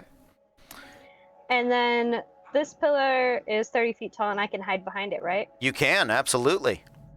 Okay, I'm going to do that. I'm just going to go right there. Okay. So they'll have to go around the pillar to find me. And then bonus action, my homunculus is going to use lockpicks to open the chest. Okay. So I will roll that. What am I adding to that? Is that dexterity? It would be dexterity plus tool proficiency. Are they proficient in the tools? It has all the proficiencies I have, so it has double proficiency, also known as expertise, on thieves' tools. Okay. So we're gonna use dexterity. Submit. All right. So with a that's check. That's another +3 on top of that because I didn't include my other. With your expertise? Gotcha. Yeah. So that is a 13. The DC to open it without setting off the trap is a 15. I am unsure if she is at the. No, the homunculus is using its action. She is. She's commanding it with a bonus action. Clarification on the rules, but that is legal. Yeah, because it's a pet doing it. So the pet is going to fail to disarm the trap. It is a DC of 15. Does still open the box. It is going to set off the trap. So give me just a moment. I get to do my trap art things, which is what I have. It's what I live for. It's why I'm here. Well, that and this awesome weapon effect that we're about to do. And boom to the map layer. So the homunculus is going to score 1 point. However, it is going to take a dangerous trap, which is the lightning trap, that is 4d10 of lightning damage. It's probably dead. That is 24. I don't think it's dead. Let me do math. Because it gets my level, so 7 plus my intelligence was 10. I really should have these rules pulled up. I'm sorry. That's okay. We're all doing something new all around the way.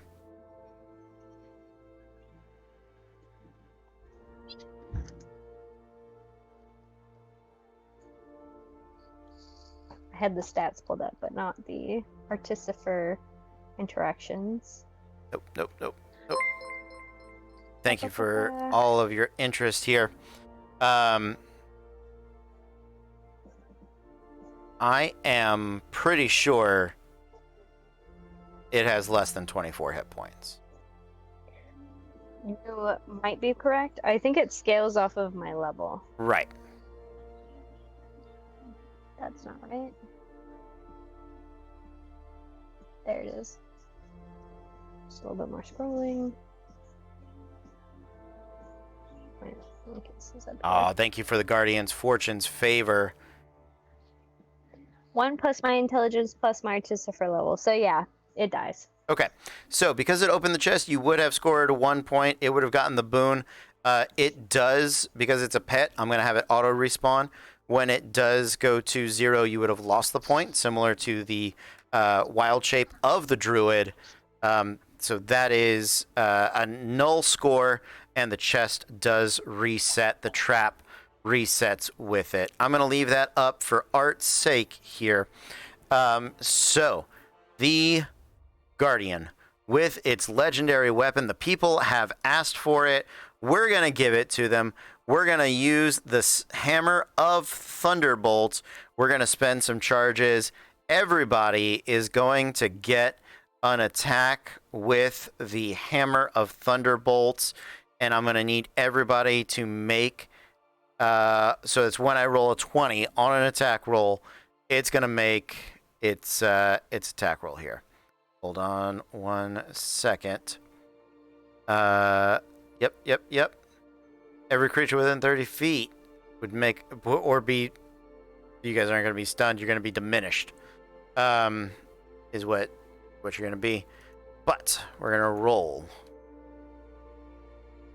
4d20 in initiative order. Each of these is going to have a plus 12 to hit on the Guardian. So Rin does a 17 hit. Just hits.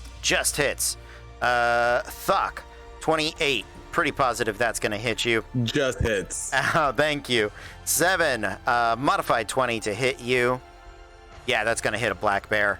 And Volar, a 19 to hit you. What is your armor class, Volar?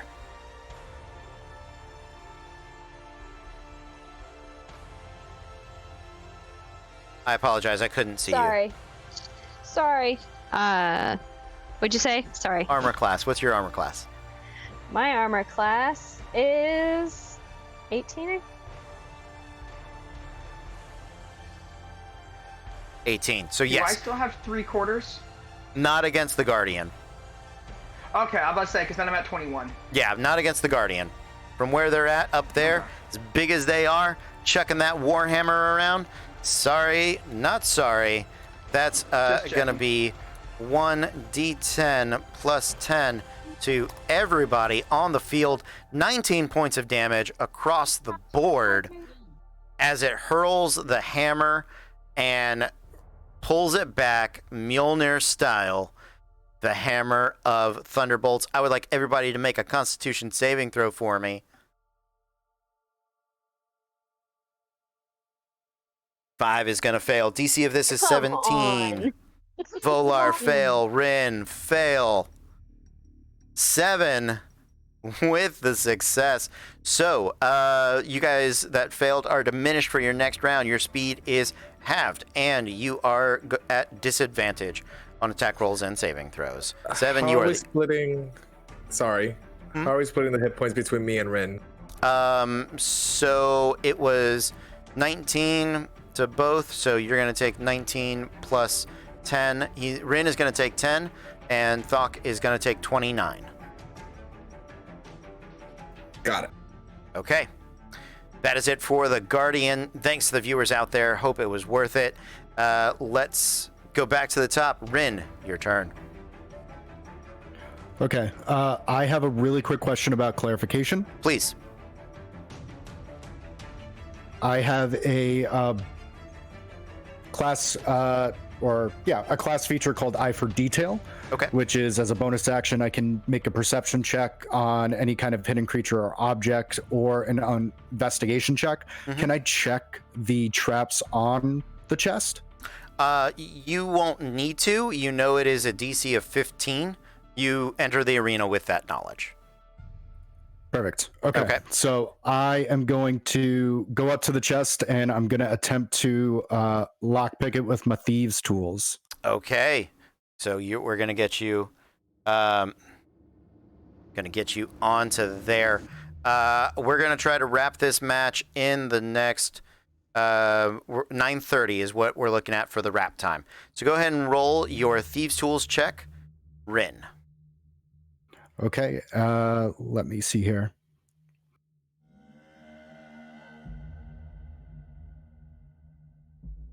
$15.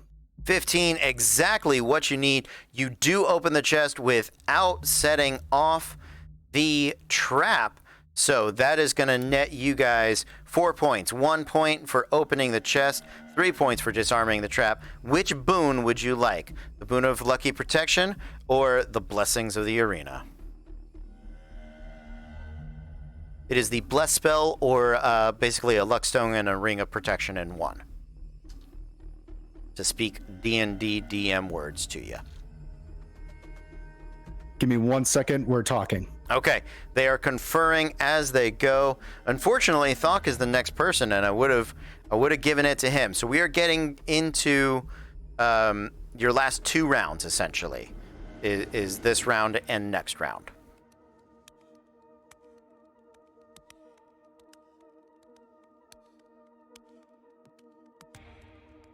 Sorry. Yeah, Justin, you're good. All right. Okay. Let's do the bless up. All right, taking the blessing. There you go. Trap disarmed. So that is movement. That is action. Any bonus actions on Rin? Whew. No, I'm good. Okay. Sounds good. Thok, your turn. All right, for my action, I am going to use my Channel Divinity, Preserve Life, Okay. to bring me up to half my hit points. Okay. And the rest of it is going to bring Rin up to half. It'll be 17 left over. Okay. 17 hit points left over. So that's 18 hit points for me, and sorry, bad math. Yeah, 17 to Rin. That's 35, right?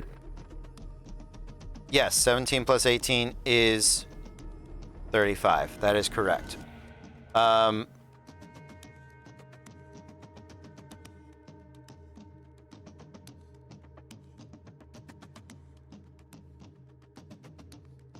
Okay, so there is no follow-up effect on Fairy Fire. That's what I was double checking.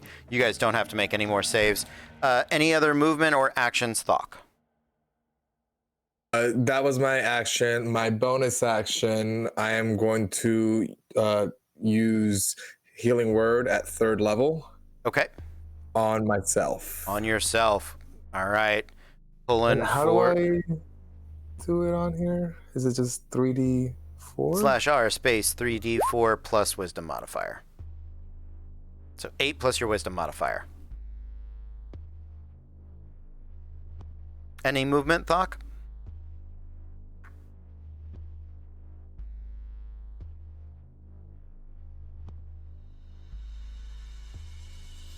I'm gonna say no movement from. Huh? Oh, there he goes. All right. Push the talk. That's okay. Thok takes off, heading over there. So that is 5, 10, 15, 20, 25, 30. You're going to have to back up 1 square because you have to go around the pillar. So. Got it. Yeah, 5, 10, 15, 20, 25. Oh, I guess not. 30. My bad. There we go. After Thok, it is 7. What you up to, 7? I will be charging at Thok. Okay. Just let me pull up the... I got you. How's that? That works great. Thank you. You're welcome. And in my black bear form, I will be attacking, doing my bite and claw attacks at him, reckless. With a going into it, I'm going to bonus action rage. Okay. Bonus action rage. You fly into a furious rage, and you can make your attacks. You're making reckless attacks with advantage on Thok. So go ahead and roll 2d20. Okay, I don't have a black bear form, so I'm just going to do d20. 1 and 2. All and that's right. Plus 4 to each. Natural 18 plus 4 for a 22 against Thok's armor class of Thok. What's your armor class? 20. 20. So that is going to hit, as will the 23. Roll the damage for the claws. Should I roll again for the advantage? For the Oh, yeah. So that's the first attack. Yes. Roll, oh, yeah, okay. Yeah, roll 2 more. Oh, well, this is not as happy. That is not as happy. So you got 1 hit. That is the right way to do it. That is the fair way. I apologize. So go ahead and roll the damage on your attack. Okay, so I said the first one was going to be my bite. Okay. Which is going to be a 1d6 plus 2. Okay. Okay. Do you have any blessings or bonuses or enchantments, anything like that? I mean, I have Fire Shield going, but that's only relevant if I'm attacked. That's only if you're hit. Sounds good. So roll your damage. I assume since I wild shape that Call Lightning is down, right? I think it was up until you get to keep concentration. Yeah, you could have, but I don't think you can concentrate on a spell while you're raging. That's true. Yeah. That's true. So it was until you raged, but that's okay. No. I did not know that. 6. Oh, sweet. Plus... go back to the monster sheet. Plus 2 piercing damage. 8 points of damage to Thok. All right. Plus your rage damage, which should be 2. So another 2 on top of that, Thok. Okay. Yeah, Got it. You do get the rage bonus there. Oh. Oh? Okay, never mind. Nope, misread something different. Nope, we're still good. We're still good. Okay. Glad that we're still good. Happy to hear it. Up next is Volar. Hello. I have a plan. I just want to make sure it's going to do what I want it to do. Let's find out. I was thinking about casting Enlarge on my bear. I think it gives you +4 to... Okay, while these weapons are reduced... No, I want Enlarge. Yeah, Enlarge will give them extra bonus. 1d4 extra damage. Yep. So I'm going to cast Enlarge on my bear. Okay. So he'll do more damage. Okay. And then no more spells because you can only cast 1 per turn. So you're gonna have to move. It's a 30-foot range. Yeah, and So you have just to be move able out to of see cover. it. So you're gonna Yeah. have to move down 10 feet to get within Okay. line of sight of him. All right, I'll move down 10 feet, but then I'm gonna move back 5 feet. So we'll just say I'm like right here. So that was the 10 feet you needed to move. So you can go back up 1. I'm giving you that corner, giving you the peek around the corner. Okay, so move back. So that's 15 feet of movement. Yep. And then my homunculus is revived, you said? Yeah, it is. Okay. I'm gonna try and unlock the chest again. Hopefully this time it'll work out better. Okay. So that is you have to dash action to get back within range, if I'm not mistaken. no, I can just tell him what to do. No, I'm saying, There's what's no- his speed? Oh, did he respawn? Yeah, Oh, well he had- then yeah, he has to dash. Yeah. In that case, instead, let's see, 5, 10, 15, 20, 25, 30, 35. That's 40, I believe. That is 40. Okay, then my homunculus can cast a spell. Okay. Let me look at what spell I want my homunculus to cast. I'm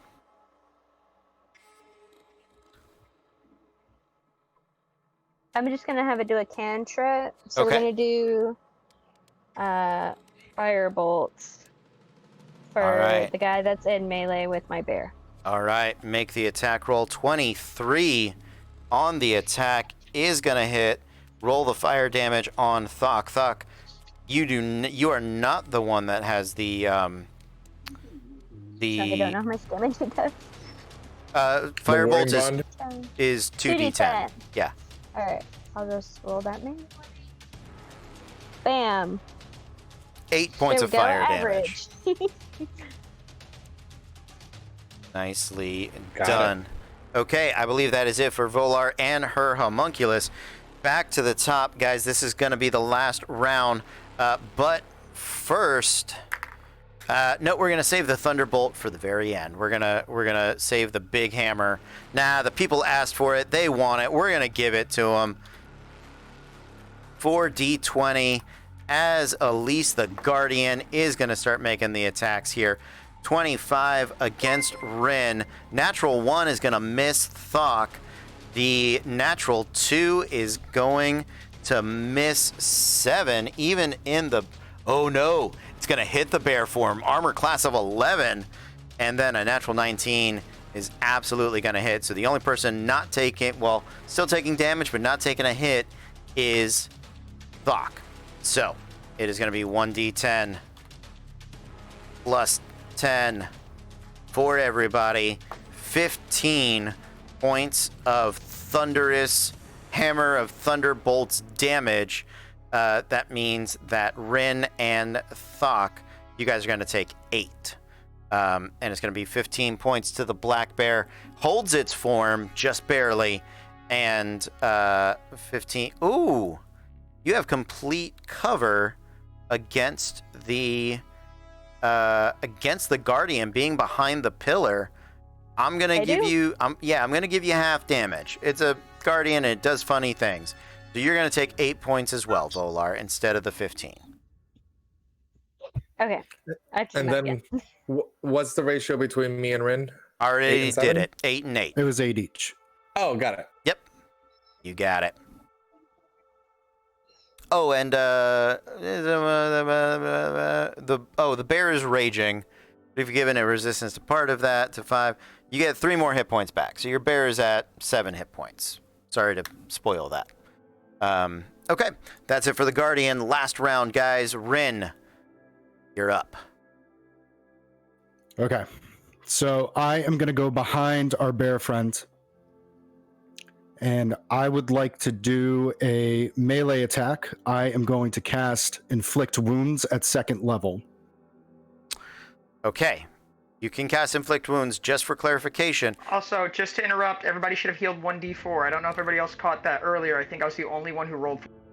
Okay. Yes, but I don't know how to roll for it. I got you. I got you right here. I'm going to R1d4. That's for Rin. And for Volar, 3. Well, the dice were... I'm so sorry, Rin. I diced you out of 1. My bad. That's okay. I'll take it. Okay. So you can cast Inflict Wounds. Absolutely. However, I do want to remind you that is not going to get your sneak attack damage. Sneak attack is on a weapon attack. Okay, cool. I do understand, but it will with the 2d6 of necro, yes? Oh, yeah. You'll get all the necro in there. Well, the lightning. Lightning or necro? Lightning. Oh, it was lightning. The My bad. enchantment. Lightning. Yeah. Yep. Okay. What a lovely gladiatorial match we're having. Lightning! So if I did this right, this should work. Necro.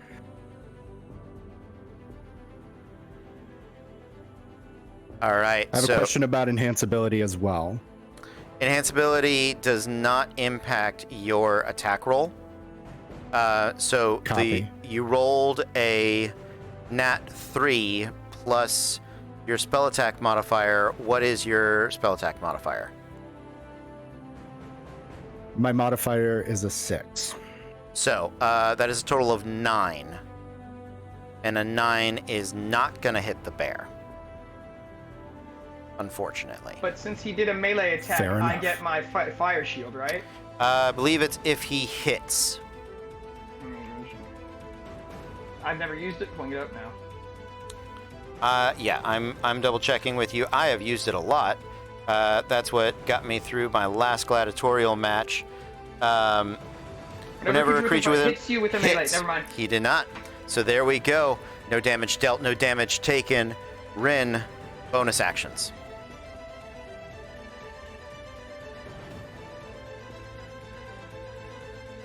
He's thinking about it. I'll He's stay a there. rogue. You're going to stay there. Okay.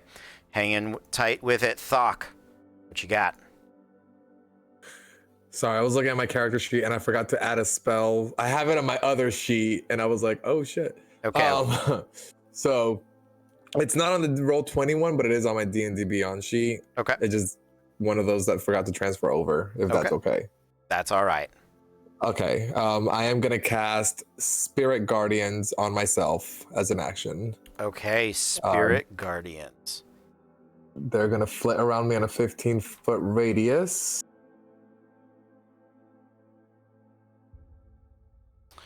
Absolutely. So we are going to need, guessing you're excluding Rin.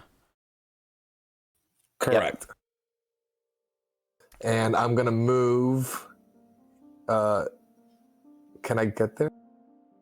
Yes, I'm going to move there to get both of them in that radius. Okay, so from here. He left my area, right? Yes, he did. The bear is going to get the attack of opportunity. And can I go reckless on this or no? You can. Yeah. Yeah. So, make your attack roll. Natural 20. So roll your... I rolled twice. I just clicked it twice. I didn't know it was a natural 20, so... That's fine. Yeah, click it twice. Okay. No big deal. So the natural 20 is going to hit. Roll the bear damage. Hitting with the claw. I'm going to assume it would be a claw attack because he's escaping, so sure. That's what I would reach with, is my claws. I'm on board with that. It is. I'm going to... we got a boon. Okay. And then I'm going to use an enchantment. Okay. With the damage. Okay, so that's on targeted spells. So it's not going to affect this spell. Okay. Anything you make an attack roll with will get that bonus damage. So that's going to double to 6 plus 2, so 8. 8 points of damage to Thok as the claws, plus your rage damage. Don't forget that. So 10. Oh, plus 2, yeah. Yep, 10 points of slashing damage. Thok comes. Did you get your D4 from Enlarge? Oh yeah, roll plus the D4. D4 from Enlarge. All the dice stacking up. Woo! Another 3 points. We've bumped it up to 13. 13 points of damage to Thok. Thok, you still up? Yeah, he's still up. Yes, okay. I am. Wisdom saving throws from Technically Together.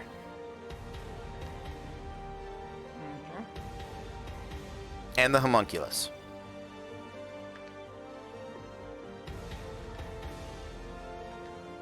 And it's 16 on a fail, 8 on a success. Okay, what's the DC? 13. 13. The homunculus has the same wisdom as me, so the 18's for me and the 14's for the homunculus. Perfect. So both of you succeed.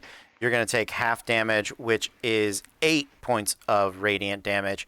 And the bear is, with a low wisdom, is going to take 8 points as well. Thok, do you transform, or excuse me, 7, you transform back into your non-Transformers beast shape. Yeah. Okay, so that is going to drop you guys on. I'm not going to give negative points. That's dumb. But we continue the game. That is it for 7. Or for, excuse me, Thok. Good lord, y'all kill me with that name. Sorry. You're okay. Yeah, and then whoever's in the area, at least enemies wise, they have half movement while traveling through that sphere of influence. Good to know. All right. At the end of Thok's turn, it moves over to 7. What you got, 7? Talking to us with the push to talk. Muted. Oh, did we lose 7? I think we lost 7. He did say that this could happen. Give him a second; it'll relog back on. He'll be right back in just a moment. We're coming right down to the wire, guys. It's still anybody's game. So I have seen some dramatic turnarounds. A big chest open absolutely gets the win. Still a KO. At this point, a KO won't get it for you. It'll get you a point. So we're looking at chest and/or guardian points to make the difference here. Sorry about that, guys. That's okay. So, question. I am going. Yeah. I'm so sorry.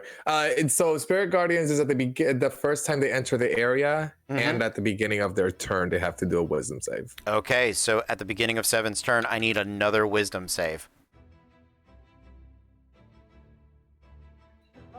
Again? Get to the core. There we go.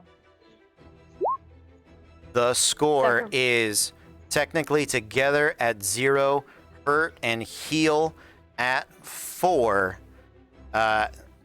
So they technically together can still pull out a win here.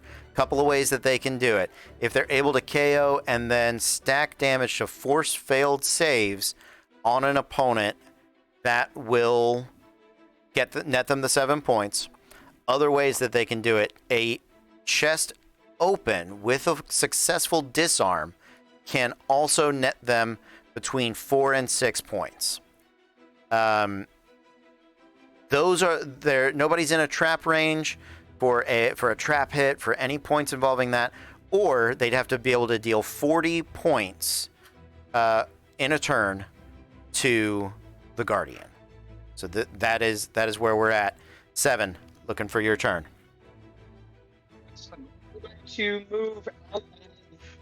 I'm going to move 20 feet because I still have Long Strider. No, 25. No, 20 because I'm not a bear anymore. 20 feet. Even though I'm halved, I can still do the 20 instead of 40. Yeah, I mean, closer.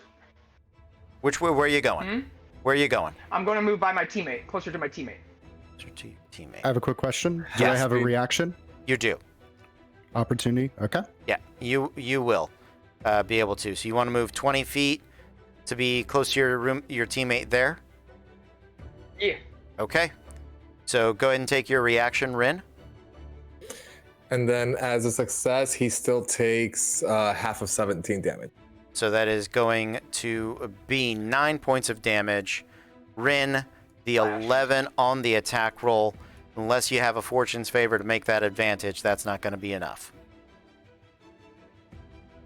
Not that I'm aware Maybe of. half because I'm still raging. Okay. Not the radiant damage. You take the full amount of radiant Oh, okay. damage. Unless you're a Totem of the Bear. I did not get to level 3. I'm only level 2. Okay. So there you go. So that is your 20 feet of movement. And then I will be dropping a Moonbeam. Okay. Level 3. I just forgot. Is he making that saving throw within 10 feet of me? It was at the beginning of his turn, so it was not. So no. Okay. Yeah. Thank you for checking. One of my Artificer abilities is you get a +3 if you're within 10 feet of me, which would include my saving throws. I should remember that. Oh, yeah. Got to make sure you grab those. All right, where are you dropping the Moonbeam? I'm going to drop it right on Thok. Right on Thok. Going for the focus fire on Thok. Thok, I need you to make a dexterity saving throw, he says, Okay. with a question mark. This is I dex. make a Constitution saving throw. Okay. Constitution. Okay, that's better. Not when I roll like that. Oh, a natural 1. Total in a 4. That's not going to be enough. So, give him the full damage of your Moonbeam. Okay. 2d. I think I already rolled right there. Is that the 14? It is 14 points of radiant damage. Nicely done. And that puts me down to 0-1 because of Relentless Endurance. Oh, relentless endurance holds the orc aloft. Now, I think that is movement and action. You have a bonus action. Anything you can do with that? 7? No. Okay. Not that I think about it. Now that I'm thinking about it, also, earlier when I was attacked of opportunity, was that a melee attack? It was, but he missed. Oh, okay. Okay, never mind. Yep. I couldn't remember for some odd reason. I got That'll you. be everything then. That's all I could really do. Okay. Comes down to this. Volar, what you got? Oh my gosh, guys. I was not built for damage, but let's see what we can do. How far away is the orc from me? So the orc is not far. He's only 15 feet. You have to move at least 5. Well, at the beginning of your turn, let's get the wisdom saving throw out of the way, because Yes. you are still on the edge of his thing. Yes. Just a moment. Wait, didn't he go unconscious? Relentless Endurance pops up before he goes unconscious, and Okay. Spiritual Guardians. It is concentration though. That's what I was Oh, asking. crap. He went Do you need me to- unconscious. Do you need me to do a concentration check? I do need a concentration check. Yes, I do. DC of 10.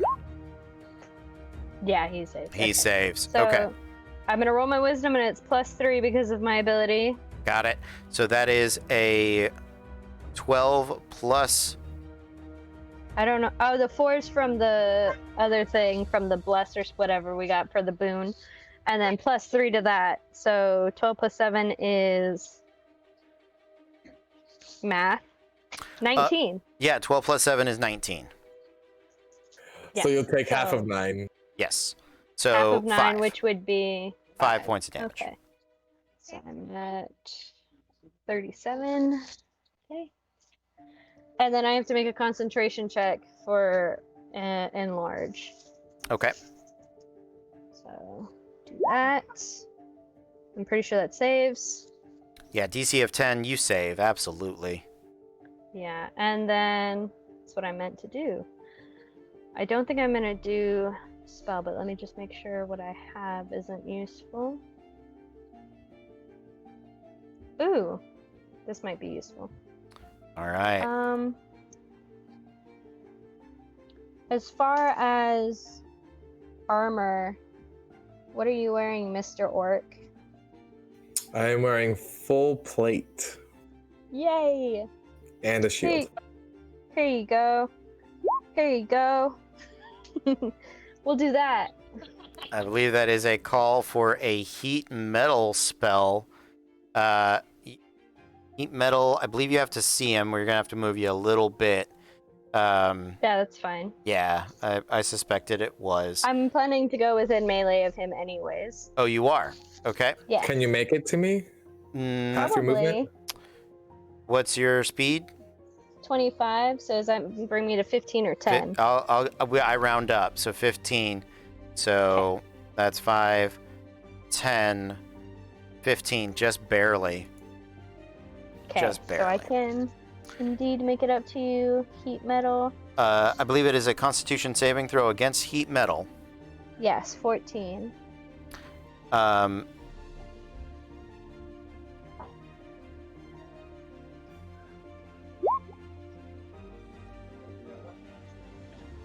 Nope. Okay, so you would have to drop the object. You cannot drop the object. You have disadvantage on attacks and ability checks. You do take the full amount of the damage, though. 2d8.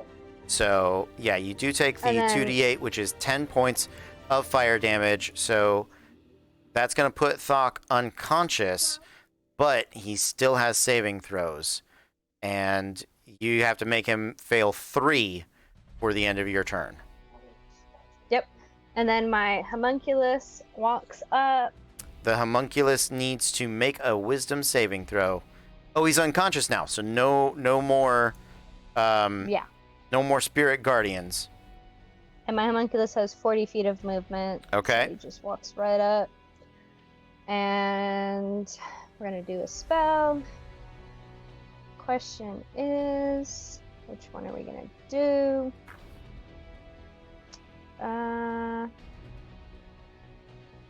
Yeah, we'll just do this. This is fine. That's the spell and the damage. What spell was it? Shocking Grasp. Shocking grasp. Yeah, so with advantage that does hit. even without it. So that is one failed death save. If he's Should I do it at unconscious... advantage just in case it's a crit? Yeah, go for it. Okay, we're fine. No critical there. Double checking conditions, making sure I'm getting all of this right. Any attacker that hits the creature is a critical if the attacker is within 5 feet. He is within 5 feet, so that is 2 death saves, but he still has 1 to go. Anything else? I don't think so. Yeah, that's the end of my turn. Gotta I wait for my think- partner who does damage. I think that is it, guys. Coming down once again to the wire. 1 attack away from victory or defeat. Thank you guys so much for playing. That's going to be the end of the match. The final score, technically together, 0. Hurt and heal 4. Much closer match than the points would have you believe. Really well done. Guys, I hope you enjoyed it. I hope you had a good time. Thank you to all of our viewers for donating. Thanks for everybody for watching, for sticking with us. We're going to be back in, I don't know how long. We're going to play some Blood on the Clock Tower tonight. Come back, hang out, have a good time. But until then, we will...